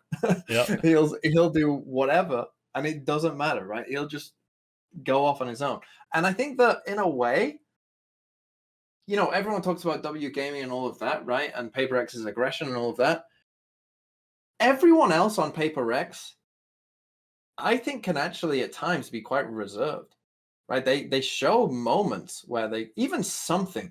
I think sometimes you see him and you like he plays it normally, right? He plays a lot of situations like any other Jet would, right? Where he'll take a swing, he'll dash out, and then he'll leave the site, right? And maybe give up the site and play for retake. Like he'll do that. Jing is the actual one who is pulling everyone and saying no, right? Because Jing never does that. Jing will stay and re-swing and fight every single fight he can take, right? Like always as well. And in fact, and this is something where I think, Jing is going to be very hard to replace, but it might help them in some situations as well, right? Because sometimes, and I noticed this in the game against Loud, right? That game, that third map, was starting to get a bit close on Pearl, and Loud was starting to make a bit of a comeback in the second half, and PaperRex needed to close it out. They were on 12 and couldn't, and it started to get a bit close. It was 12-10, and even Jing shows restraint. Like you can almost see the cogs turning in his mind. He's on Pearl, and I think he's in B Link, and Louder come in. Oh no, sorry, he's in Art, like in the little corner tucked by Art, and Louder coming down through Art, and he wants to just go out and shoot them. He's so desperate to just go out and swing them, but he doesn't. He actually just stays back, and you see him go forward and then just run back. Like as if he realized, wait a minute, this is an really important moment. Don't mess this up. But I think that will be much easier for them because they do. I mean, they do, I love the way that they play or whatever, right? I love their ideas and all that, but they do throw a lot of situations by being too aggressive. Like there is just no way of getting around it. That if they add in someone who is very good, you will never find anyone as crazy as Jing. I don't think that that's possible in terms of how aggressive Jing is. I think that it might help them that Jing, I think, propels some of the other teams sometimes to be too aggressive, and it doesn't work. And, that kind of thing, if they can find the right player who maybe is still aggressive, right? They're still going to keep that aggressive style, but is at least a little bit contained, that maybe that actually might help them, especially in these big games against other really good teams, right? Where they will punish you for a mistake, and they will convert 5v4s a lot of the time if you give them a free kill, right? That's the kind of thing where I think, of course, against in most of the Pacific League games, it doesn't matter because they're just going to be better, right? In most of those games, it doesn't matter. But when they come to these big tournaments, sometimes when you give away that free kill, you're just not going to win, right? It's not going to work for you. That's true. Okay, last words on PaperRex. I mean, obviously, very, very good season for them. I wish them only the best. I think that they have a great group of guys. I think that Alex is, if Potter hadn't won the World Championship, I think Alex would be the coach of the year. I just hope that, first of all, that Jing has a very safe and easy couple of years in the military service. I don't know if he's going to be able to come back. If he wants to, I hope he does, and I hope that the rest of the team just continues to just do their thing, being who they are, and that they continue to just have fun, because it really is a joy to watch and makes me want to continue following this game, because they give me hope that teams will be able to figure out how to play this game in a way that is something other than just what the top two teams are telling them to do. Yeah. Last question for you. Thoughts on something? What was his debut, in your opinion? Was it as expected? Was it worse than expected? Was it I think it was okay, is what I would say. I think he had some good maps, some not as good maps. I think in the grand final, I didn't like that they put him on Breach. I thought that was clearly a mistake. And especially after he was coming off a 25 and 15 on Acend and looked like he was absolutely frying, and EG had no answer for him. To then put him on Breach, where he still actually top fragged, weirdly, for PaperRex in that game. Not a good sign. Not a great sign. I think that he was okay, right? This is the thing. You're obviously playing against a massive step up compared to pretty much anything else he's ever experienced. And he did decently well. I mean, they made the finals, He did decently well. And I think going into next year, he'll be better for the experience of it. And, obviously the pressure of a grand final is going to get to him anyway, but I'm sure that he was probably I'm sure the rest of PaperRex weren't really feeling the pressure, even maybe the upper final, right? They were probably just well, we've got at least top three, in those days leading up to the upper final and that little break. The rest of PaperRex honestly might have been we're just chilling, we're fine. But he was probably feeling it a bit more because he's never been there. Right. right? So I think he did fine. But let's move on to EG, who won the tournament, if you didn't know, by the way. EG, you heard that right. EG won Valorant Champions, which, again, I really do believe if you put a gun to Potter's head at the start of the year and said an NA team will win champs, who's it going to be? I'm not convinced she would have said EG. Like, with a gun to her head, I'm not convinced she would have said EG. Relax, dude. We don't need to be shooting the only But anyway, female coach to ever win an esports tournament. But isn't it just I don't think, like, obviously because more recently we've seen EG be good. But if you got everyone who watches Pro Valorant quite a bit to rank at the start of the year the likelihood that each team would win champs, EG would have been at least bottom 5, if not bottom 3. Like, so. legitimately. Don't you think that's crazy? I mean, it is crazy, and it's just so crazy. Obviously, they maintained the form that we saw from Tokyo in like the last couple of weeks of the Americas League through Tokyo and then into champs, which is, it just proves that they're a very, very, very good team, right? But the fact that it started with them not even having a chance to make playoffs, except for this magical win of the worst team in the Americas League, probably beating 100 Thieves, who should have just had like a gimme game, basically. Can you imagine 100 Thieves could have gone to the playoffs? Cloud9 100 Thieves would have not made it to Tokyo. Correct, yeah, Cloud9, I agree. But the fact that that's where this all started is just bananas. And then think of how easy LCQ would have been for EG. Yeah. If they were like always gonna be that good and they just absolutely destroy LCQ, and it's like, holy, what the hell's going on? They would have been the crew of the LCQ. But like times 10, like they barely drop a round. Like they just absolutely destroy everyone. Yeah. But I mean, this team, they just felt it kind of almost felt inevitable. I'm going to be honest. Like once we got to the playoffs and I saw FNATIC lose to Loud, I was like, I think EG's going to win this tournament. Like, I really do think that they're just going to win this tournament. And then even after they lost to PaperRex, I was like, I think EG was better than PaperRex in that game. They go down, and I thought that the Loud game was the one potential hiccup for EG, because I was like, Loud are not afraid of them.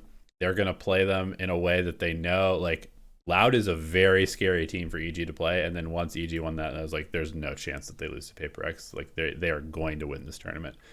And it really just kind of felt like the way that EG played, it was just like they knew that they were better than everybody. They played Edward Game, they knew they were better. They played DRX, they knew they were better. They played PaperRex, they knew they were better, and they just kind of got a little bit unlucky, to be honest.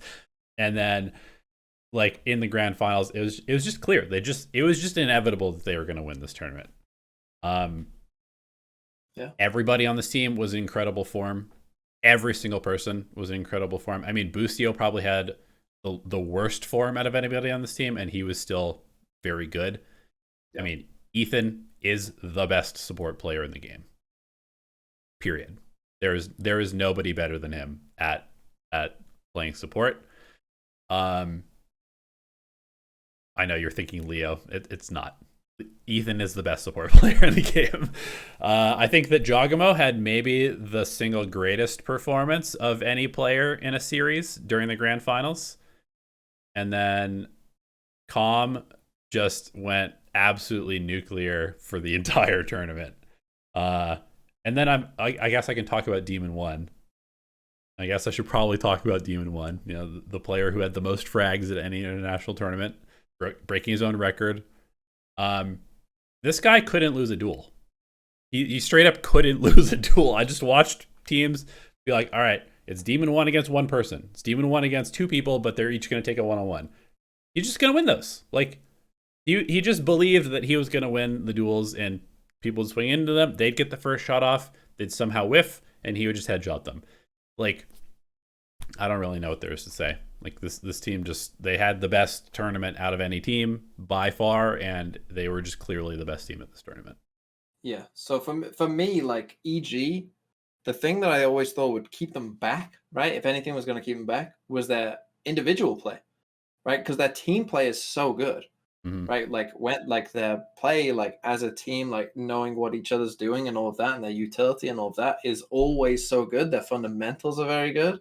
That, like, to me, the only reason that they would, get to these later stages and then lose is because, oh, you got out aimed, right? You didn't win enough 1v1s, right? Like that's the way that they were going to lose. Then the thing is, they just also happened to, like, almost every single one of them was just in the best individual form they've ever been in. Like that just so happened to coincide with this tournament. And then it was like, well, yeah, how do you beat this team then? Because if they're individually playing better than you and their team play is definitely going to be better than you, then there's just no way you can beat them, right? There's just no way you could beat them. And I think that's the thing for EG. And I think that, going into next year for EG and whatever, that individual form might dip, right? And we might end up with an EG that's probably still a very good team, but maybe not the best team, right? Like a team that, I'm again assuming that EG stick together. It'd be very weird if they didn't. But then again, the last two champs winners haven't stuck together, so who knows what's going to happen? Energy needs a new duelist, and they have money to spend. Comes calling with big money, yeah, and all of a sudden you're gone. So who knows what will happen? But assuming they do stick together, then yeah, obviously this team is going to be a very good team. And I think for me, I'm going to take a little victory lap on the 10-man roster stuff that I think. I kind of, when the 10-man roster stuff was announced, a lot of people were like, what the hell are they doing, right? And obviously because it's EG, that was part of it, right? That people just don't trust this org. But like, to me, it was just, the benefits are just so obvious. Like, it's so like, what you go into scrims and do you practice pistol rounds? Oh, no, you just do the normal pistol. Oh, you just do pistol rounds twice, yeah? A normal scrim. Oh, well, we practiced our pistol rounds like, 100 times yesterday, just against our other team. Like, did we win both pistols? Oh, what a surprise that we won both pistols when, it's not like we practiced them or anything, right? Against our 10-man roster. We improved more than any other team in, like, by a mile this year. Yep. Oh, yeah, it's because we can get very specific with our practice in terms of what our weaknesses are, and we're not just scrimming. Yep. Who would have thought? And this is what I'm interested in doing. I don't think that next year anyone will sign a 10-man roster. I would be surprised if anyone does. But Potter did an interview with Sideshow where, like she literally said, like, the benefits are so massive. Yeah. Like any weakness that they have, we can just work on over and over and over until it's not a weakness anymore. Yep. Right? And like, just think about it. EG with this team early on in the season that had massive problems. Like they were like really quite bad early on in the year. Their decision making was not good. And like they were really quite bad. And now they're the best team in the world. Like that's a big gap to make in the space of like 9 months. Right. But it's because and look, I haven't ever been a part of, a fully professional team or anything like that. So I don't fully know what's going on, but, you hear stuff about, like I remember when Som said, oh, it's great scrimming against Leviathan because they treat it like it's a serious game. Like, just think about that for just a second. Mm-hmm. Okay. What he's saying is that team is a great scrim partner because they actually just do the bare minimum of taking it seriously. Yep. This was this year. Yeah. Think about that. Yeah, I know. I've seen it. How crazy is that? And then you wonder why these teams can't get any better. Like, obviously. But yeah, coming from my background, it was like so obvious that this team was gonna improve a lot because you can just be so much more specific in your practice, and you could set things up and and create little perfect scenarios for you to practice in very specific points. And Potter pointed that out. And Jogma was like, yeah, I remember being on Haven C, and it's like, they're doing a C exec, 20 times in a row, and here we go, and we got to learn how to defend it. And he's like, and Sideshow, I think, asked, oh, did you not get bored? And he's like, yeah, it is boring, but you get better. Like, yeah, that is practice. That is what practice is. Yeah. Like, my point is always like in a football coaching session, Jose Mourinho or Pep Guardiola aren't going to go out there and only like, well, I only want 11 players for this session, boys, by the way. I only need 11. Like, everyone would look at him like, what? Like, as if he was speaking Martian. Like it wouldn't make any sense. Can you imagine? Can you imagine if a pro sports team, their only practice was just to go play a practice game every day? Yeah. Every sports team would be horrendous. Yeah. They would be horrendous. The NFL practices, guys, here's our plays. Let's run it against no one. And then it's just like fully just go for it. Let's play a full game. Not only that, you run it against a team that is just also doing their own game prep. That is what scrims are. Every scrim is just one team practicing what they want to practice against another team practicing what they want to practice, and it never lines up. And occasionally you get 2 or 3 rounds where you're actually practicing what you want to practice. That is how every team practices in the entire fucking world, except for EG. Yeah.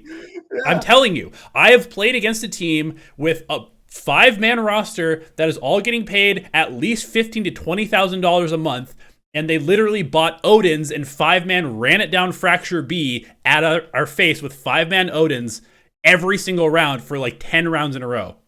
And then at the end, their coach was like, sorry, the guys were just kind of messing around. Yeah, no shit. It was the worst fucking scrim I've ever seen in my life, okay?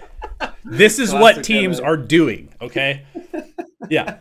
I mean, there is no substitute to actually reps in practice. And EG is currently one of the only teams actually doing that. So no shit, they got better than everybody else. Oh, you know another benefit of signing 10 players?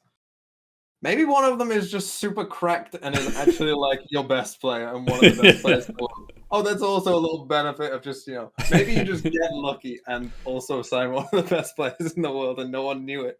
No. That's another little one. Anyway, well done, EG. You won, champs.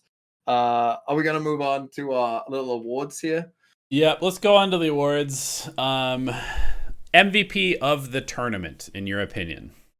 Man, that's tough. Obviously, it has to be an EG player.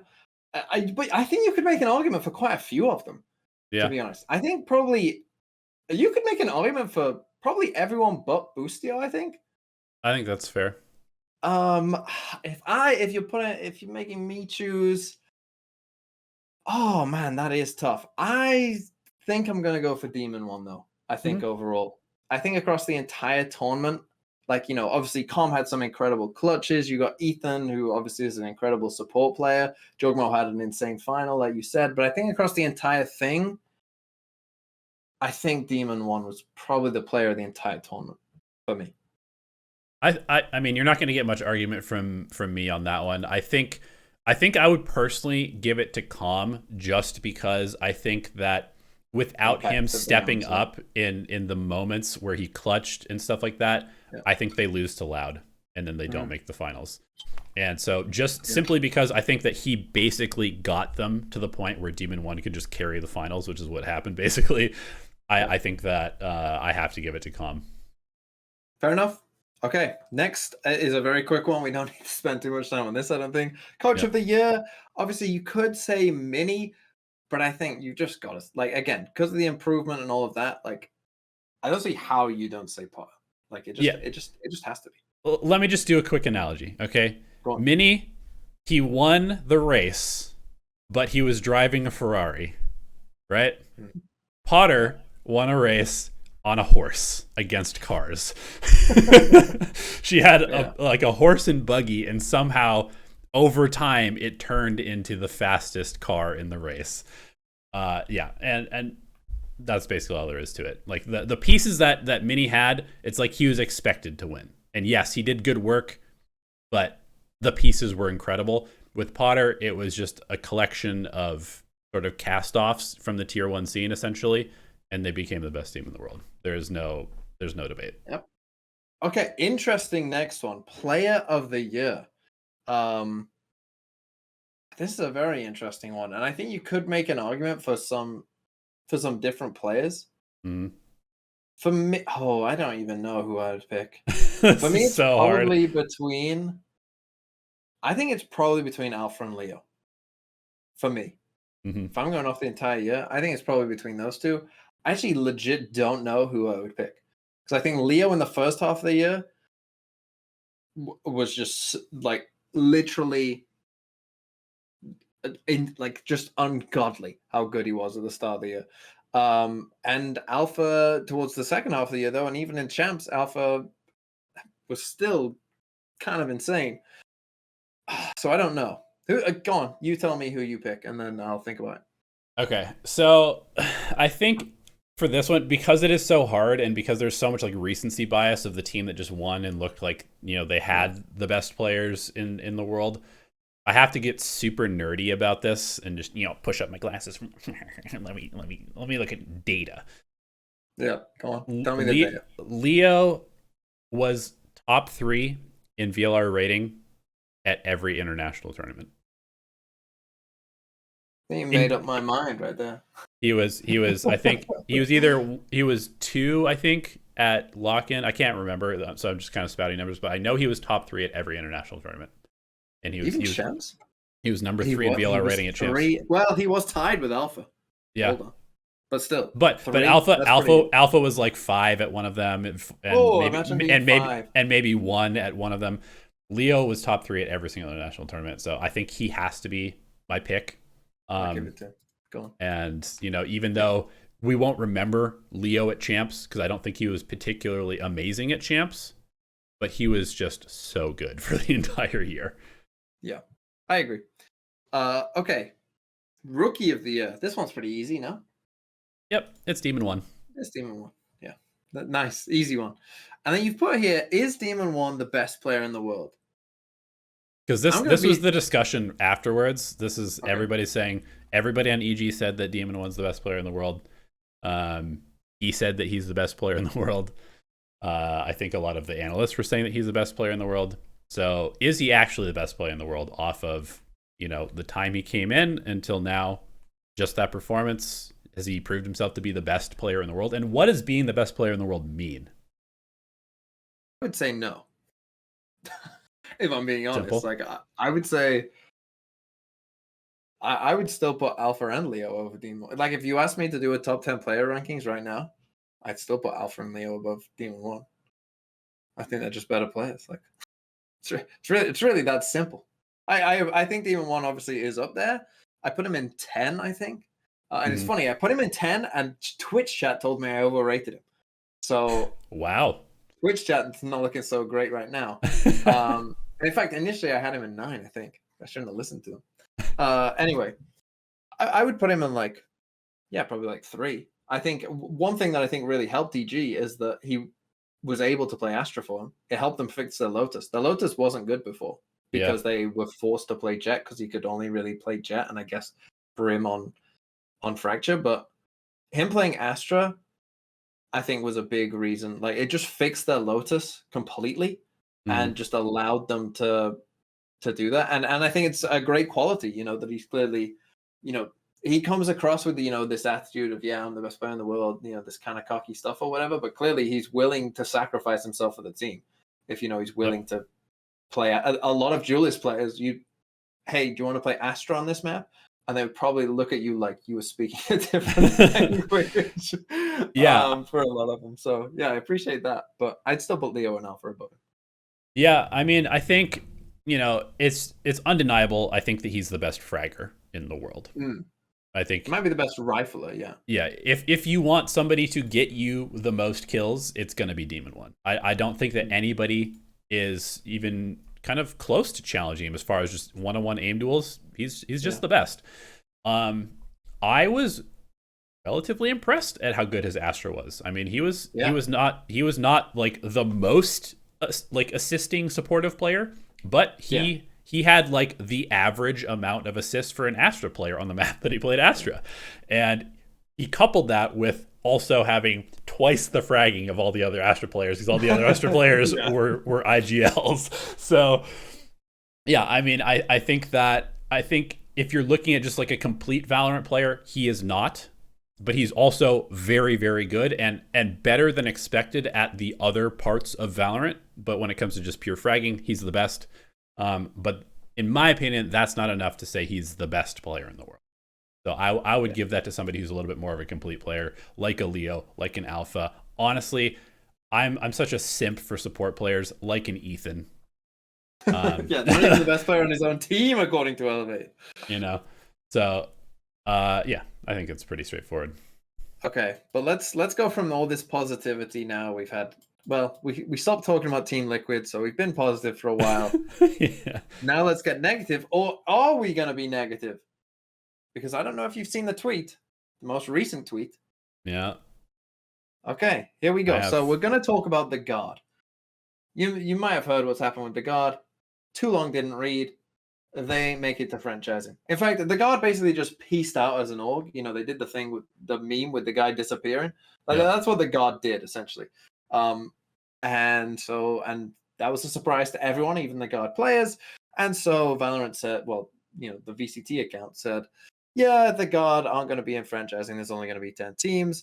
Everyone was super mad, including Elevated. Very mad. Very mad. I think probably the best way of doing this is, again, going through kind of the three options that Riot laid out themselves. Yep. Right. And just quickly, because we've both made videos about this, so we don't have to go into like super pick each part out, but just very quickly. So path number one, I'm actually going to start with what they said their second solution was, but solution number one was promoting up M80, the runner-up, instead of the Guard, and just have M80 there. I thought that this was just a bad idea. I thought that it would just create... Oh, I just dropped my drink. Never mind. I thought that promoting M80 would just create other problems, right? Like, if M80 just kept their roster and the Guard players didn't get... Like, if anyone from the Guard didn't make it onto a tier 1 roster, and then the M80 team horrible. did, yeah, that would have been worse, I think, than no one getting promoted. Like, that would have been like such a kick in the teeth to be like, well, you did win, but unlucky. Yeah, that would have been, I think, even worse for me. Well, I don't know what you think, but go ahead. Yeah, I mean, so initially, like in the initial kind of storm of like what is going on, like there's no way that they can just not promote a team. Surely they just have to like bump up a midi. And then after thinking about it for even just like a little bit, I was like, that doesn't make any sense, because they did not earn the slot. There's just been this promise, and like you said, I made a video about this. There's just been this promise for like the last 2 years that if you try hard enough, if you work hard enough, you can make it into the top level of the league and compete at the top level and get the benefits of being at the top level of the league. That has been the promise that has driven everybody to play Valorant in the competitive scene. And if you take that away, like, what is there as far as the esport goes? You just have this franchise league that's just like basically like not even a meritocracy. It's just like whoever is a good business partner with Riot, and then it's almost just like a show match at that point. There is no competitive integrity. So I think that the M80 promotion, while it would have been, like kind of a logical next step, if you actually think about it, it doesn't make any sense. So the other option that would get a team into the league through America's Ascension was for the Guard players to essentially be picked up by another org. And that has its own problems as well, because they don't want to, allow selling of slots, which makes sense. You don't want there to be weird sort of financial stuff going on in the background where a team could, drop their players, but there's been like a, $20 million wire transfer from one org to another in the background that nobody hears about. And then that org picks up the players. So that also has some pitfalls. There's definitely some real issues with the transfer of players and slots and stuff like that. I don't necessarily know. I'm kind of curious to hear what you think about this, because in traditional sports, this kind of stuff happens a lot, where teams get bought and sold by different ownership groups, and they get moved to different cities and that kind of stuff. The problem with esports, and specifically Valorant, is that there's no real like physical assets, right? Because like in traditional sports, the sale of a team is all of the merch that they have, the stadium that they have, like everything is sort of included in this. Whereas in esports, it's just a sort of like hypothetical idea of a slot that you don't even own because Riot owns it. So it's like a little bit different. But then the Guard announces that they are sad that they unexpectedly didn't make it into the league after not signing papers. Didn't sign a contract. Yeah. Exactly. And now the players are free agents and the coach is a free agent. And so at this point, there's no like tethering of the players to anything. So there is no need to buy them from anybody. So at that point, where do you stand on another team coming in, or like what is the best solution at this point, in your opinion? See, initially my thing was like, I don't get, like, I understand that there could be, that underhand dealing or whatever, but surely, I don't know. I just felt like surely Riot's going to be helping the Guard players find an org that they can both agree on anyway. Like, I don't get what the guarantee. I guess they could just an org could like give the Guard players tons amount of money, but wouldn't that be a bit suspicious? Like, would Riot not be like, hold on, like, why are you giving them like twice what anyone else is offering? Like, do you really like? I don't know. I just feel like the reason why they couldn't do that, I just feel like it's one of those things where it's like, it's only for 2 years anyway. Yeah, I feel like people have this real, like, there's a massive urge in people that they never want to be hoodwinked, right? You never want to be like done like that, right? But for Riot in this instance, I'm kind of just like, even if that did go on, it's only for 2 years. Does it really matter? Like, if it solves all your problems. You're saying it doesn't really matter if a team has like secretly bought a slot from the Guard. Yeah. Like, if like Riot won't know, probably, right? Like, there's no, like, the whole point is there would be no way Riot could find out, and so no one would blame Riot if it did happen. Yeah. Like, everyone would be like, "Whoa, those orgs are so shady," and look at what those orgs did. I don't think anyone would blame Riot. Everyone would just be like, "Oh, unlucky, they hoodwinked you." And again, it's only for 2 years. I'd kind of just be like, guys, this situation. This situation was never meant to happen, right? There's no way that Riot foresaw that, hold on, these esports orgs are going to make it to Ascension and then just completely dip out of esports. Like, what is the chance that a team wins Ascension and now we're like paying you to be in this league, like, which is every esports org's dream, to compete at like in a tier 1 esport and get paid to do so? Why would you, like, this? I don't even think this even ran through their mind, and for good reason. Why would that be a possibility, right? Like, that every org would be queuing up to be like, hey, God, we'll take you. Like, if they had to sign 3 of the 5 Guard players, their offers would be insane, probably.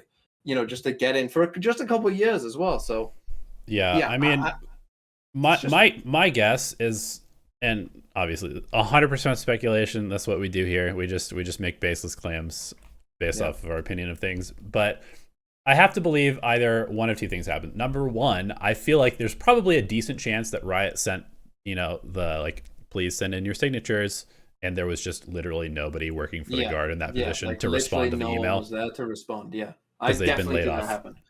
Yeah. So at some point, they probably did get some contact with somebody, and my guess is that there is some sort of like, once Riot is in the negotiating room with, the people who own the Cronky Sports Entertainment Group, which is a multi-billion-dollar company as well, the Cronky Sports Group is like, don't tell us what to do.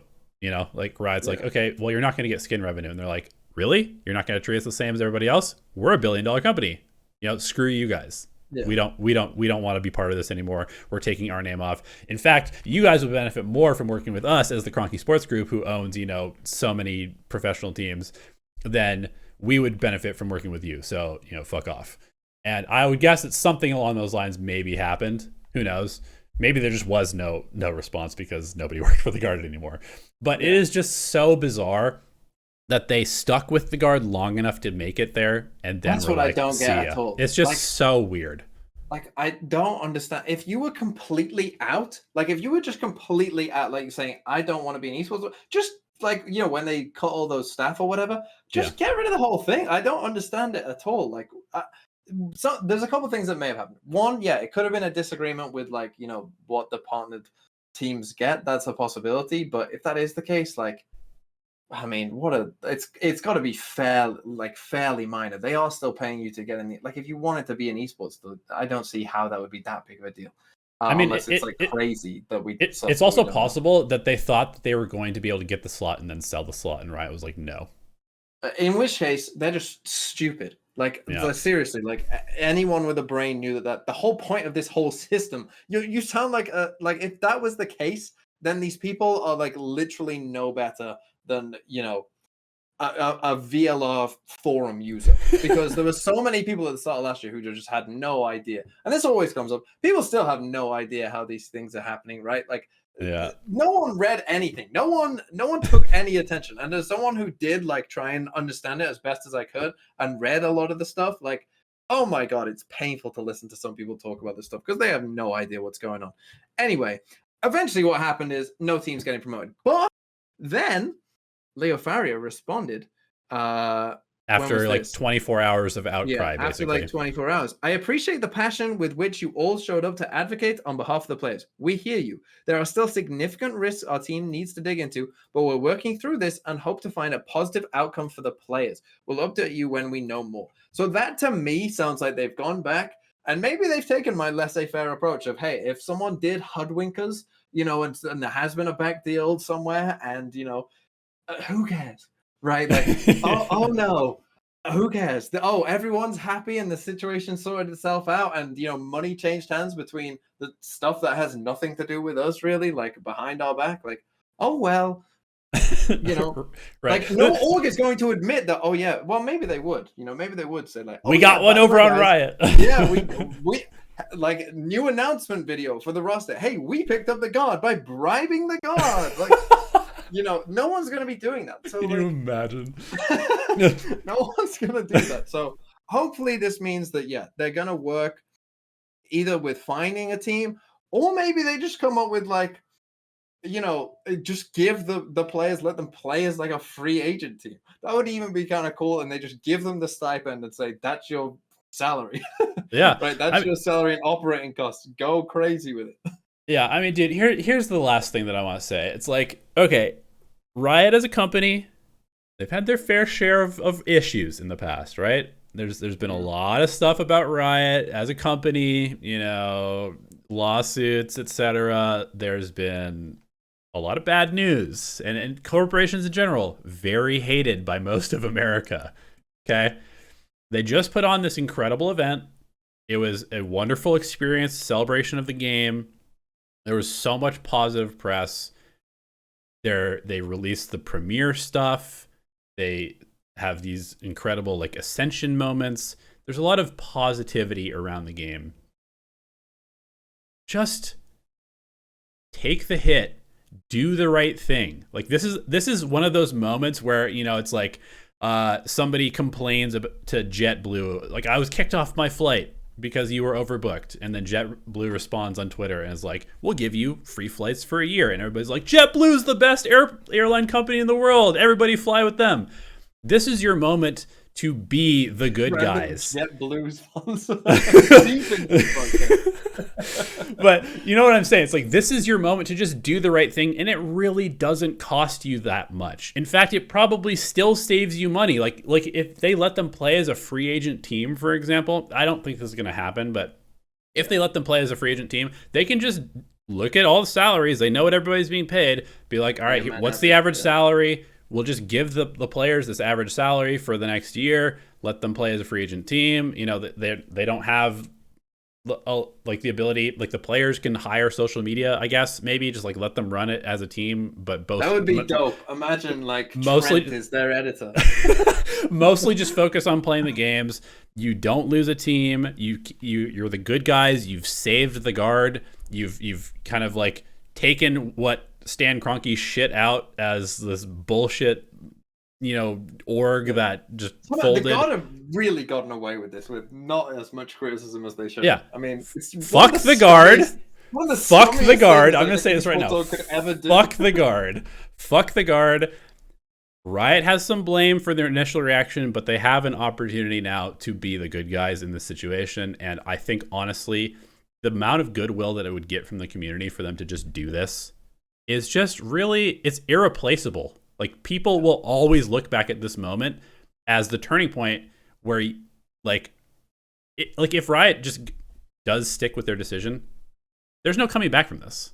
If Leo tweets this and then they double down on, there is no coming back from this. Oh my god, people are gonna go. I can't wait for some of these people's reactions because it's gonna be insane. Like I said though, it's like if someone has hoodwinked you and they bought a spot and oh well, like you say, the goodwill from the community who won't know any better, and you can, or even if you did know, you can always feign ignorance like you didn't. Like just it's one of those things where it's like, yeah, but we kind of win. The org who paid for it kind of won. The players won. Like, does it really? Like, you know? Yeah, like, it's one of those like corporate ego things. It's like a corporate ego. Just drop like, the ego. We will not be like hoodwinked by anyone. Like, who cares? Everyone wins. Just if someone wants to pay for it, you know, just let them pay for it. Who cares? Yeah. And everything will be better. Literally, it's still a guest slot. You can still kick them out in 2 years and be like, these guys were screwing us. Yeah, someone will make a documentary about it in a couple of years. Who cares? Just feign ignorance. Like, yeah. It would literally solve all their problems. Anyway, it's not like this is going to happen again either. No. Right? This isn't something that's like, no, like, this is a very rare thing that just so happens to have happened in year one. Yeah. Right? That is just very, very odd. And I think that's a really crucial point because it is in year one. So just make the exception. You're making the rules. You're still figuring out what the rules are. Yeah. Just make the one exception, move on. Nobody will ever do this again because you're never going to allow it again. And here's the last point that I want to make. The NBA has bought a franchise team before. The MLB has bought a franchise team before. NHL has bought multiple franchise teams before from bankrupt owners who didn't want to own the team anymore. They managed the team for a while and eventually found a new ownership group.